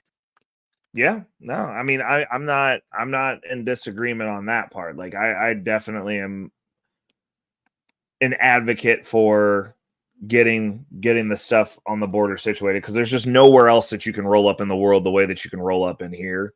And then the response that you get from blue hairs are, oh, well, the process is difficult. And I'm like, nah, it's not any more difficult than it is anywhere else. I was like, I can't just go to Canada and be like, yo, I'm here, give me resources, like, hook it up, let me start working and taking your guys. Hell, it's even getting worse in Canada, bro. Like, today, the Canadian Police Department put out a statement saying, hey, we know that car theft is gone through the roof, and these guys in broad daylight are breaking into people's homes to steal their car keys and shit, and taking off with their cars. And you know what they fucking told the general public? Leave your car keys and leave any like personal belongings out front outside in front of your house, so these fuckers don't break into your house and take your shit. Just give them what they want. Yeah, they say we won't come to defend you. Yes, they did. Search it up on Twitter right now. Yes, they did. Yes, so you guys don't have police up there? They straight up said you're on your own. If your car gets broken into or your house gets broken into, just leave your personal belongings or your car keys outside so they don't break into your house and take your car. Because by the time you call police and you have police come to your place, it'll be already too late. So just give them what they want. Wow. The police will not defend you. And like I was telling my grandparents and my family, this is why Canada needs a First and Second Amendment like the US, so we can all own guns, so that way this shit doesn't fucking happen. The moment we gave our guns away to wait a second. I always thought, okay, so you're telling me, I'm just piecing this together in my head, that there is now a criminal element in Canada where y'all are nice, wholesome, and peaceful, that's stealing y'all's shit, and the police department said just let them have it. Yeah, just leave your car keys outside, out front of your house, and give them what they want. They probably only really want the car, so just give them the car and let them, and they won't harm you. And I'm like, nah, fuck that. If I gotta get a gun through if I have to get a gun through the black market, I will. I can get an AK-47 off the black market for $600. You're about to be up there like Rambo in your house defending your shit, bro. Absolutely. Oh my God. What's mine is mine. I'm not gonna lie. I respect that, but you are a wild dude. You don't do that in Canada. Trudeau will do horrible things to your bum if he. Oh, you already know what he's doing now, right? He's now making y'all stay inside. No, not only that, he's throwing people in prison for life who speak out against him. He's becoming an actual tyrant. Well, yeah, that's what happens when you don't have. I mean, honestly, I hate to say it because I'm like, look, there's just a certain level of savagery that you have to have a functional society, unless the rules are clearly stated. And the deal is, Canada was like America light, except for y'all were like, we didn't have guns and we're all nice. And now you got a dude that's taking over your country and you don't have guns and you're all nice. And like, it's just like, well, and then now we're having criminals who are running around with illegal weapons that they themselves have gotten from the black market, and they are stealing people's shit in broad daylight, breaking into homes, threatening people with firearms, and they can't fight back. It's a complete fucking shit show, the Canadian government. That's why I'm getting the fuck out of here. Yeah, well, I'm just saying, like, the place that you're going is basically that on steroids. Like, you're No, but the going thing to, is, it's a fair game. I can go right into the gun store, get a couple guns, and be like, fuck around and not find in out. California, you can't.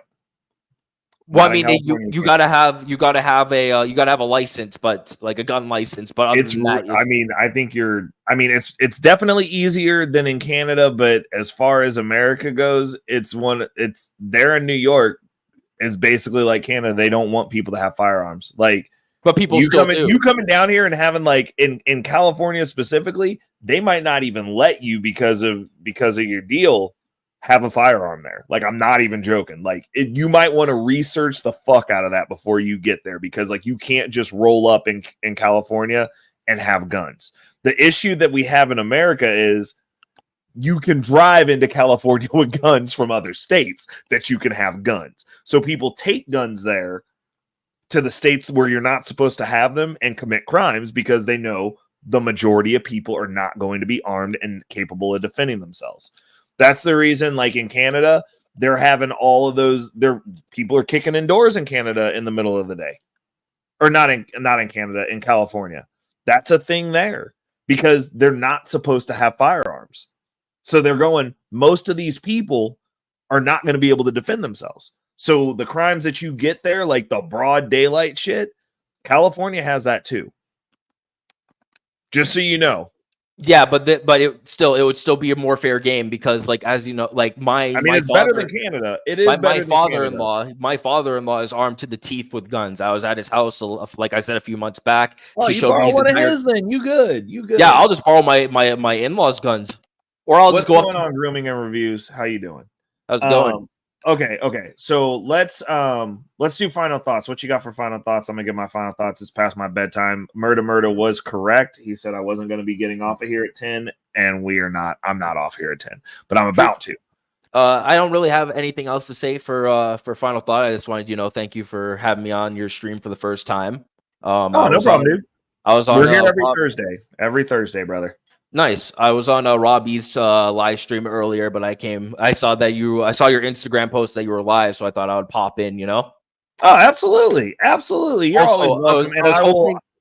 I was hoping you later, if you could respond to my DM on Instagram, having, like, a side job or something, like a small little side. Yeah.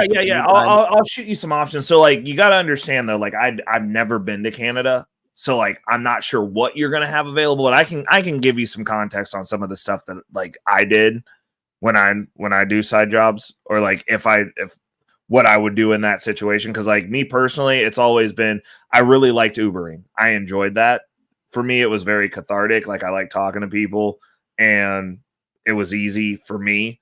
I tried food delivery. I don't like touching people's food, so it was odd. But, like, I mean, there's depending on what your skill set is, Ubering requires you to have, like, a semi-newer car. They have, like, rules on that, and I don't know what the Uber situation is in Canada, but, like, food delivery, TaskRabbit type stuff, like drop-off type stuff where you could have anything would be a good option.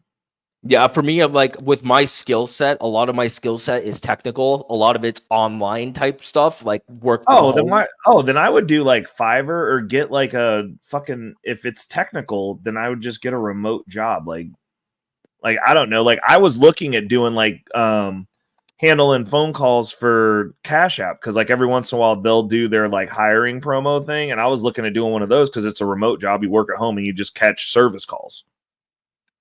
Like, something like that might be viable because, like, you can do it from anywhere. Yeah, but the whole thing with that too is, like, a lot of these places too, you gotta have 5, 6, 7, 8 years of experience before we even look at you. So, like, even that's, like, really, really hard. It's like you gotta know people to get into a lot of these different places. Not to just do, like, base level customer service. Like, you just gotta be able to talk and answer questions. I mean, true. Yeah, I could do all that, but yeah. And depending on what technical skill you have, like, you could do contract work. Like, that would also be an option. I mean, I don't know. Like, I don't know exactly specifically what your skill set is. So maybe when you're free, one of these days we can go over what I have. Okay. Because because I'm like, I'm tired of like I kind of want to take a page out of your book. I don't want to work for the man. I don't want to work for someone who's above me. I want to be like my own boss, work on my own hours and shit like that. You know what I mean? Yeah, but you gotta put in the work. You're trying to skip steps. Everybody wants to do that. It's not what you think it is. Like you're never there's because at the top that just means you get yelled at by everybody. Like if you have a job, you get yelled at by your boss. But like if you own the company, you get yelled at by everybody. Like it's not what you think it is, unless you can find a lane where you ain't got to deal with nobody. Well, I'm seeing a lot of things like online with like YouTube ads and all that shit, but sometimes I don't believe a lot of them. But like apparently in the current market right now with e-commerce and stuff like that, it's like if you make your own online store and shit through Shopify and you get a bunch of different sellable items and you promote it, and there's like other websites like ClickBank and all that stuff where it's more like promoting other people's shit, and they pay you for the amount of people that you get to buy a certain product. So are you going to be super charismatic and personable and get a very large social media platform? I am a VTuber. Yeah, so. Yeah. Well, I mean, but what I'm saying is I'm like that too is a lot of work. Like I mean, in most cases from what I've seen, like I don't know, and I know a bunch of very rich people that own stuff. And they work all the time. They just fucking work. There's no shortcut where it's easy. And the higher up the ladder you go, the harder it is. And so like that's the thing that I'm trying to like tease out here is like, what's the end game? Because like I'm not, and this is what I tell people all the time. People who are successful and people who end up wealthy are not trying to get wealthy to not fucking do anything. I work all the time. I work when I don't have to, all the time, constantly, because I'm like, I want to have these options. And people are like, oh, well, like, you know, when crypto pops off this year, you're gonna be straight. Like, you'll be able to quit working. I'll be like, I will, but I won't. Like, I have no intention of not working. That's not the end game for me. I might go build some stuff that I'm more interested in, go work on those things. But the concept of not working, like it's not about being my own boss. Like I could give a fuck. Like if you gonna pay me $1 billion to come dig holes so that you can put your mobile home down, I'll be real passionate about digging those holes for your house, and I won't give a fuck. Like I really don't care, because being your own boss, like to a certain extent, like that's cool. But if it's like a one-person company, like what the fuck is the point of that? Like you're building nothing. It's just you. That's just you owning your job. You're not impacting society. Yeah. You're not impacting your community. Like for me, like my whole thing, right, is just like I want to have like a job where I can make maybe 4 or 5, maybe if I'm lucky 6 figures. Yeah. Like every month, but it's not something that's like mandatory. If I'm making maybe 100K like every month or 2 months or whatever, I'd even be happy with that. I'm like a lot of fucking money, dude. But I mean, how hard it is to make 100K a month, like in reality. I mean, kind of hard. It depends on who you. I wouldn't even say kind. It's not. It's beyond kind of hard. Well, from what I've seen from like other like big content creators like fucking Asmongold. I don't know if you've ever heard of him. He's like a gamer streamer type guy, right? He's like if you're very passionate about what you do and you bring and you get a following of people to like come to your streams, follow you online, all of that shit makes money as long as you're charismatic. True. You can monetize it, but you're talking about things that are 15 minutes of fame. No, but I mean he's been famous for years. It's beyond. I mean, within that community, sure, but how many of him are there? That would be my question. Like a lot. You're telling me that there's a lot of people making. Hold on. So statistically, what you have said is completely wrong. Completely wrong. And I'm going to tell you why. It's called the 1% for a reason. If you make $100,000 a month, sir, you are in the 1%. So if you're saying there's a lot of them that do this, and this is counting the 1% includes everybody of every profession and every business and every monetary line. And you're telling me that there's a bunch of YouTubers making $100,000 a month? No, they're making more than 100K. I know for a fact Asmongold makes anywhere between $900 and $1 million monthly. He makes $12 million a year. Yes, and he's been streaming for 10 years. So his current net worth is like $80 million. Where's that verified at? Hang on. Let me go on Google real quick. Give me a sec. Okay. Because I was about to say, because I was like, once you get into the billionaire realm, that's actually non-calculable. Like, people just assess that people are billionaires. Just so you know. Because, like, I have a client that's a billionaire that I know in person. Like, in real life. So, that's the reason I'm asking. I'm like, okay, so I'm not saying that you're wrong, but what I'm saying is, yeah. So this is from I'll drop it in the back chat for you to look into. But it's saying off of YouTube alone, he is making $2 million a year. Okay, so find me a bunch of other people that are. I can name them. I can name them right now. I can name like 5 off the top of my head. There's Asmongold, there's Ninja, there's Pokimane, there's Tyrone Magnus, there's Okay, so I'm gonna so statistically, hold on. I'll give you something, because being a fellow slight autist myself, I know you're gonna love numbers. So let's look up the American population. Oh, I know it's like a couple 100 million people. Okay, and you're going to name me 5. It's 331.9 million people as of 2021. This is the equivalent of going, hey, there's a bunch of people that play professional basketball. And they make multi-millions a year, like beyond like a million. Right. You're right. But how many of people actually make it to play professional basketball? The 1%. The 1%, I would say. Exactly. So is it enough to go, hey, you, like, I'm not going to tell you can't do it, but what I will say is this.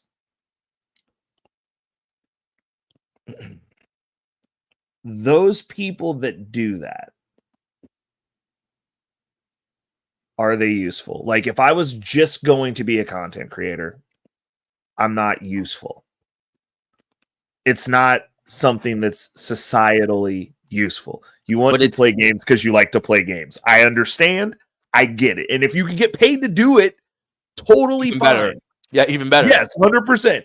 But making that like the game plan, that's like when people are like, I'm just going to play basketball. I'm like, motherfucker, like, are you the best person in like the 8 states that touch the state that you're in? So then you're probably not going to be able to to put all your eggs in that basket and go, that's how I'm going to get rich. You do realize that there's way more people that are way wealthier that do other stuff that is sustainable, because eventually, and this is in the eventuality of things, they're not going to be the best gamers, because there's always a new crop of gamers coming up. And you now, at a certain point, just as an adult who likes to play video games, sitting around playing video games all day. Yeah, it's mentally taxing, but it's not only mentally taxing, it's also just useless fluff. Like, it's not. So this is the way that I look at these types of things. If everyone in society played basketball, would you have a good fucking society? Nope. No. If everyone plays video games online, would you have a useful fucking society? No. So if you can do it, I'm like, cool. I'm not going to say that people shouldn't do it, but like, as a whole person, like as a grown man, I look at that and I'm like, you're not fucking useful. Like, you're not useful to society. From what I was saying, right? Asmongold from Twitch, he makes $40K a month off of donations alone, and that's on Twitch. So and then from YouTube, because of his following on YouTube, he has almost 2 million followers on YouTube, or subscribers. He makes $2 million a year off YouTube. And then he's going to Kick. He has a Kick deal for, I believe, another 20 or 30 million dollars. So doing all of this stuff makes you a lot of money, even though I know, like with you, yeah, but but my question is this: that's just a lot of money. He's a grown man. What does he accomplish? He plays video games all day. Like, but he has I mean, at least in the case of Mr. Beast, I can be like, he's impacting people's lives. He's online, even though Andrew Tate called him out for being a scam artist. That everything he's doing is just for clout. He's not doing it because he cares. 100%. But at least he's doing. But this is the thing. This is like when people say, "Oh, rich people aren't given their fair share." He's doing more than most people. Well, I mean, he's helping the blind. He gave somebody their fucking sight back. Like Andrew Tate hasn't done that. So it's like, yeah, sure, he is doing it for clout. But what I will say is this: if everybody had Mr. Beast, if everybody did what Mr. Beast did, would the world be a better place? Yes. Nope. But yes, 100%. You're telling me that if everybody went out and got rich and then just started helping people, even if it's for the wrong reason, that we wouldn't be able to clean up a bunch of this shit? Mr. Beast gave water to people who didn't have clean water. Mr. Beast gave sight to people. Like, he's doing useful stuff. Like, is it done in an obnoxious fashion? Absolutely. But is it improving society? Yes. People who play video games are doing nothing to improve society, period. People who play basketball are doing nothing to improve society, period. Your angle that you're coming from, and for me, I'd understand if women did this, but you're a grown man. You're a man. Our job is to build things, is to improve society. I mean, that is true, but if my you whole are not doing those things, then your function as a man, you're not fulfilling your potential. Even if you get a bunch of fucking money, I lived this vapious existence and I was rich, and all my money would be going towards myself and my family and some of my friends. I would pool money into the people around me, but not like a whole. But what I'm saying is from a strategic perspective, from the planning part of this. I'm not saying don't put time towards that. Like, I put time towards YouTube after I'm done working on my business that's actual in society, that provides jobs for people, that provides a better experience for the people who are employed at the company that I'm a part owner of. Could you? I'm at minimum affecting those motherfuckers in a positive fashion. Now, when I get done with that, I come home and do this, which the specifics of what I do specifically, 90% of the time that I'm in these YouTube streets, is giving information that I'm picking up from being around people that actually have a lot of fucking money, and the stuff that I'm doing within my own financial situation that's working. That's a net benefit. But I'm not doing this specifically to get, like, this doesn't pay me. I do this because it's something to do. And when you teach people a skill that you have, it makes you better. But what if it does pop off one day? Say you go to work for, like, let's say 20 hours, you come home from work and you're like, let me check my YouTube. I'll tell you this. And then you come back and your channel is blown up. You have like 50K, 100K follow subscribers. And then YouTube sends you an email. Hey, we're giving you a whole bunch of money now. Like, you're getting money. You're getting paid by us monthly to create content. Then what do you do? I keep creating content. Like, that's fine. But yeah. I'll tell you this, before that happens, I'll have my finances set up to where, like, I'm making enough money passive to where I don't. The issue is this: you have no agency. What you're saying is that, like, anyone who will give you a bunch of money,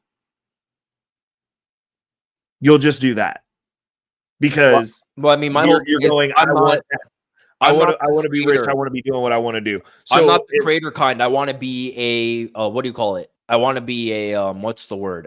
I'm not a person that wants to go out and create things. For me, I'm more shit. I don't remember the word now. I want to be a content creator. I want to be someone online that has a large following. Like, I want to have the power to be like, to tell people, hey, don't do this, or hey, do that. I want to be an actual content creator. I'm not one that to like physically create something. I can create things online. That's my purpose. My whole thing is making people's days better, not making people's lives harder. Like, you can come into my stream and feel welcome. Like to have like, you know, isn't that everyone's stream though? no, If, a lot of if these we were streamers, kind of brass tacks, like, a lot of these streamers don't really care about their fans. They only view them as money bags. Well, I understand that, but if you're making $300,000 a month, then like you are only viewing them as money bags. No, but I would because you still want the money. You still want that to be your job, right? Sure, but I would still treat my fans like they're human beings and not just money bags. You know what I mean? I mean, if you're making $300,000 a month, you're not understanding the optics here. It's literally it's impossible. The reason I like my stream the way that it is now, and the reason I do my content the way that I do, is I'm talking to a small group of people. When you're talking to 1,000 people, that's a different dynamic. When you're talking to 100 people, it's a different dynamic. Like when I'm on larger panels and there's a lot of people in the chat, once it gets over 50 people, it's hard to fucking keep up with the chat even. That's the reason they shift over to where it's like, hey, you got to do a cash app because like I just can't see this shit. Right? So you're saying a hypothetical that is just impossible. The human brain, we can deal with actually giving a fuck about 150 people max. Beyond that, it's just conjecture. So when you have a stream that's making that kind of money, there's going to be so many people in there. They're like, sure, you can care about them, but like outside of the people that were there with you when it was just like what my stream is right now, where it's just like the 10 of us between here and Rumble and Twitch that I'm talking to, that I see your names, you guys show up, the murdas, the people that I talk to that are in the DMs that I can respond to right now. If it's 1,000 people, you're going to get preferential because I know who the fuck you are. I'm not even going to read DMs from a bunch of people. Like unless you're a cute chick and I'm single, and I'm going to see what you talking about. Outside of the people that are in the initial onset of those platforms that stick around, because a lot of times those same people get put off when the 1,000 people are there because now their comments are mixed in with everybody else's and they're not getting the attention that they usually get or they used to get when the platform was getting built. It's impossible to care about them all. You can't. So they're just money bags because you want the money. You want a large platform for money. Unless you're going to have a platform where you just got 10 people that are giving you $1,000 a night. Then, I mean, you got to go find 10 rich people that are going to sit online and watch you play video games and give you $1,000. But outside of that, it's a volume thing, which means you got to get a bunch of people into your stream, which means you got to figure out how to do exactly what everyone else who's already successful are doing. There's only so many people that are in that niche. Like I play video games. Me personally, the way that my brain works, I don't like watching video games. I don't like watching sports. If it's something I can physically go fucking do, I'm not interested. And I understand that there's droves of kids out there now that are growing up with video games and they do watch video games. But the question is, why are they watching what they're watching? And then what's going to make them watch you versus anyone else that they could be watching that has a larger platform? And you saying that you care, sure, you'll care while there's under 100 people. But as those numbers expand, you can't keep up with the chat. And you're not going to read every single chat. I mean, look at tonight. I skipped over chats tonight, and there's 10 of us. Because the chat, when Murda's in the chat is hot. People are having conversations. I have a very active chat for how small this channel is. It's hard to keep up with. Once this doubles, it's going to be even harder to keep up with. Like, that's all I'm saying. I'm like, nothing's easy and there's a cost for everything, but do not lie to yourself. You're not going to care about those people. It's going to be money bags. So that's all it is. That's all it can be. You can't care about 300,000 individual people. It's cognitively impossible. Yeah, I understand. That's all I'm saying. I'm sorry for taking your time. I know it was closing thoughts, but thanks for having me on. I mean, like I said, like it's you have to have a plan because, like, realistically, if you're just trying to get into a situation where you're financially stable or wealthy or have more options, you should be able to do that regardless of whether the thing that you want to do pans out or not. And I can tell you from experience because I also am a pretty damn good break dancer. I realized early on, I was like, I don't know any rich break dancers, period. And even the ones that were famous were not that much, from a net worth perspective, wealthier than I was. That's not a good end game when nobody's fucking winning at it, even the people that got clout. And it's because within that community, clout matters more than actually any type of agency or ownership in what we do. We'd rather be degrade celebrities than have money. Yeah. And I was like, yo, this ain't the play. Like, culturally, I will always breakdance. I train all the time like I'm going to compete. But I'm like, this is a waste of fucking time. Like, I'm not getting paid to be here. I made more money sitting here fucking waiting to battle than what the prize was for the battle. Like, it's not worth $5,000 for me to go out here and potentially hurt myself when I made $5,000 on the drive here.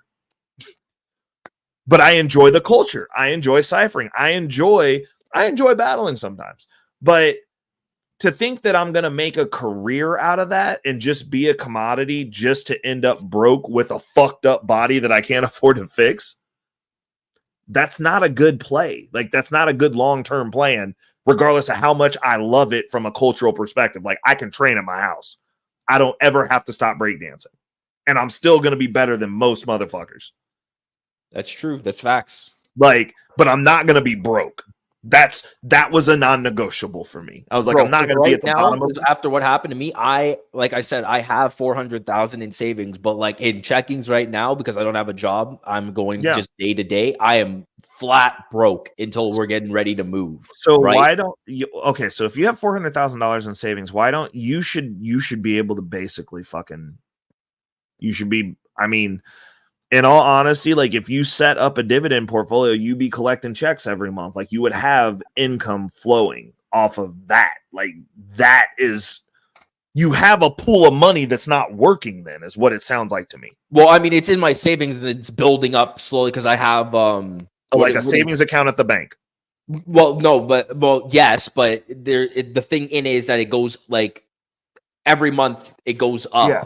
No. I know what you're saying. I'm just saying, like, the clip of up that it's going isn't beating inflation. So, like, the amount of stuff you can buy, even though the number's going up, it's actually going down.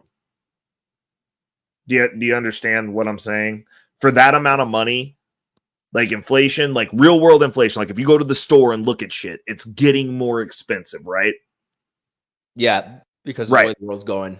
Yeah. So when you keep your money in a savings account like that, large amounts. Sorry, I remember. High interest. I have a high interest savings account. It can't be over 6%. Is it over 6%? I think it's like 4 or 5%. Inflation's 10. Real world inflation, like the stuff that you actually buy, places that you want to, and it's actually higher depending on what you're trying to do. Like, buy a house, higher. Food, probably about 10%. You're getting 4%.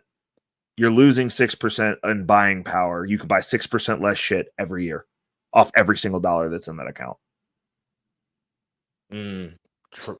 So what do you suggest I do with that 400K then?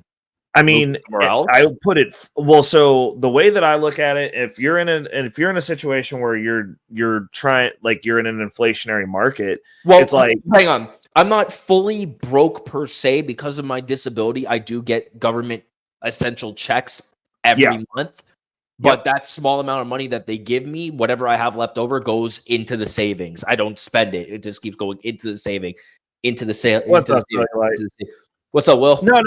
I mean, what you've done, saving up that amount of money is fucking impressive.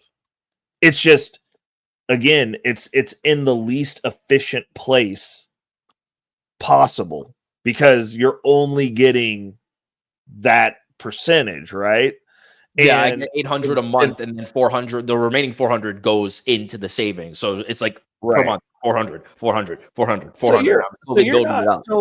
So I mean, honestly, like, if you're stable and you're fine where you're at and you've got that much money in a nest egg, I would just fucking go in a holding pattern and really work on. You're in a position now, if you're moving anyway, your side hustle should be trying to get your streaming up. That's what I'm doing. That's the main thing. Yeah, I'm coming back to VTubing because I took some time off for personal reasons, but I'm coming back.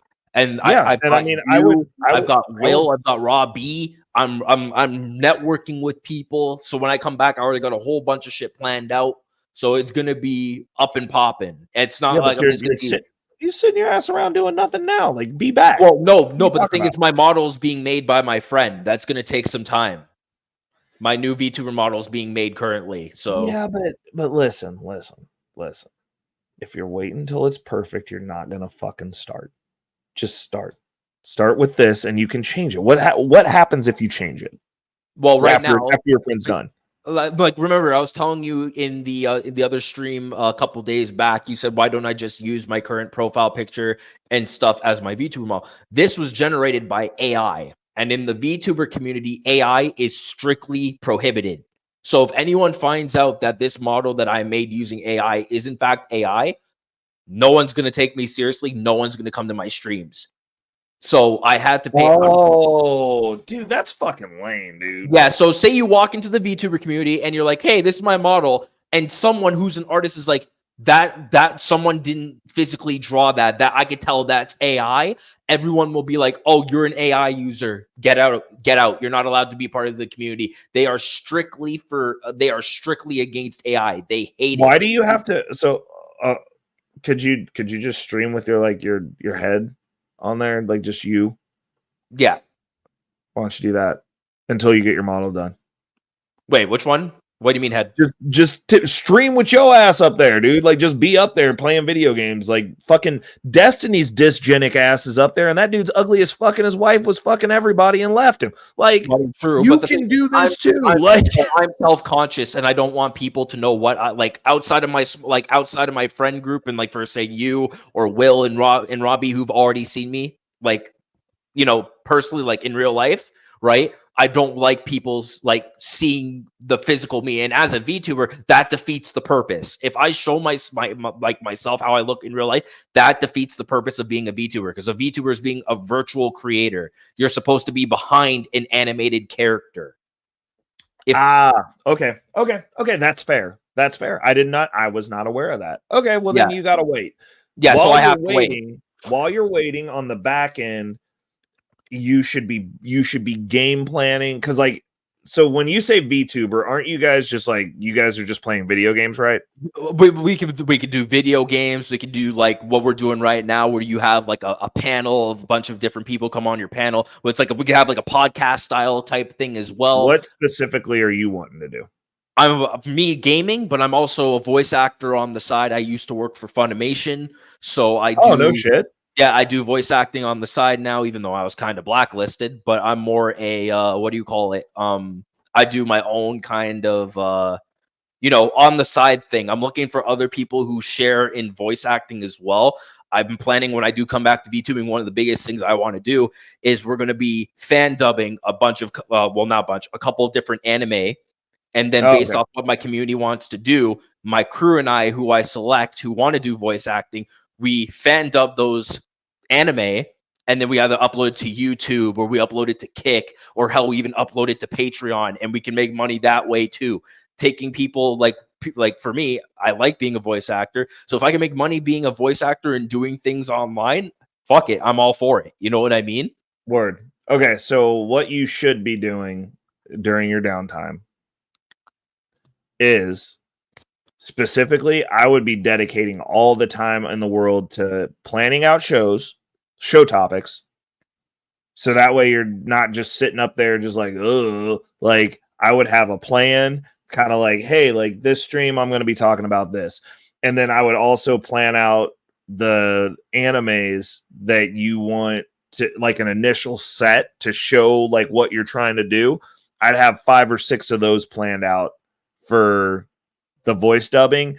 And honestly, if you have some like that you could do by yourself, I would start working on that, because like you don't need to physically be on there to work to have those ready to launch. Yeah.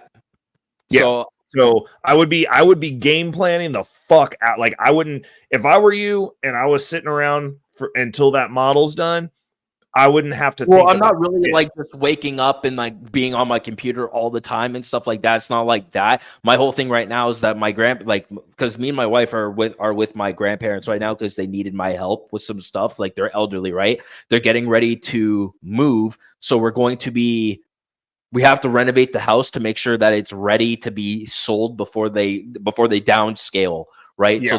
So they're saying we plan to be downscaled by because my wife is like, oh, I want us to move back to California to be like with my family. I didn't put up any fight because I'm like, I want to get the fuck out of Canada anyway, so I'm not putting up a fight. I agree with it, right? Right, So right. she's like, I want to be out of here by end of August latest. So I told my grandparents I want to be we plan to leave or we plan to move out late August. So they want to have everything ready for the house to be sold by the end of August. So the only reason why we're here is to help our grandparents, touch up the house here and there for a few couple final things, and then we're out, right? So I could come and start streaming like as a VTuber and all that stuff, probably like let's say I would say maybe mid late April latest. Yeah. Right? But I would have to take a break for like 2 or 3 months as we move down to California. It would take me a couple more months to get all of my stuff from here back to California. You know what I mean? So it's going to take some time for me to come back. So I would have to go on another break after like 2 or 3 months of doing it. Well, I mean, what I'm saying is though, like you can hit panels like you are now. Like you could focus in on that and do that just to kind of get your name out there. Cause then like, even if you dip off, like you should be paneling up and planning. Yep, like people should just be seeing your ass everywhere. So that way you can get your channel going. So that way you got some people there. And then when you start doing what you want to do, the people that you picked up, the ones that fuck with it will stick around. The ones that don't will probably either move to the wayside or whatever. But I know I know you would give me an earful too, because back when I was a VTuber a few years back and I was more new to what was going on, I was upset that hardly anyone was tuning into my streams, and then like I would look at the corner where you see the number of people in your stream, and I would see that go up, down, up, down, up, down, up, down, and it would make me sad. I'm like, why the fuck am I even doing this, right? But then Will gave me that stern talking to, and he's like, you do it because it's something you love to do. The people that will fuck with you will stay, and those that don't fuck with you will go. That's just the reality. So he's like, the next time, if you need me to give you a harsh reality lesson, call me. And I'm like, okay, fine. So ever since I fuck with Will, I fuck with you, I fuck with Robbie, and all of them are like family to me now. So it's like, you know what I mean? They're there they're there for the long haul. So I would love to have you on my panels when I start back up. I would love to have you part of my community if you're down, and I see you as my mentor. So it's like I'm down. You know what I mean? Well, just reach out. I mean, I don't really talk about shit that I don't know about because I don't exist in these spaces. Like I've got my deal, and then you'll see me every once in a while. Like if it's an interesting conversation or if they're talking about money, I'll pull up. But I don't like being out in these spaces just to be out here because I'm fine with my channel growing specifically with the content that I'm making. And the content that I'm making is boring. So it's going to be a slow grower, but it's stuff that like he said, stuff that I enjoy talking about. And so I would rather be in this space talking to 10 people because I actually network within my community. So I can get the networks that I need to get me to where I'm going talking to 10 people. Like I've gotten much more value out of the people and the contacts that I have and the people that I can call that I met doing this than I'll probably ever need to make getting paid to be here. Sure. But again, that's the way that I navigate, and that's the my utilization of this space. It's going to be different for different people, but like, yeah, just let me know when you're live streaming, because like worst case scenario, I'll stop through and like the stream and chat you up a little bit in the chat while I'm on my way to do whatever. But especially over the weekends, like y'all don't see me here over the weekends. Like Friday, Saturday, I'm out touching skins, bro. Like true. But okay, But, I'm gonna head out now because it's all right. midnight now, and I know you got to end the stream. So thanks Yep. again for having me, and All right. I'll talk to you off stream. I'll talk to you on like Instagram. Bet. Holler at you later, bro. Gotcha. Bye. Bye. And Will Crypto stop through, Cellulite Podcast stop through. I got to get up out of here. I stayed up way back.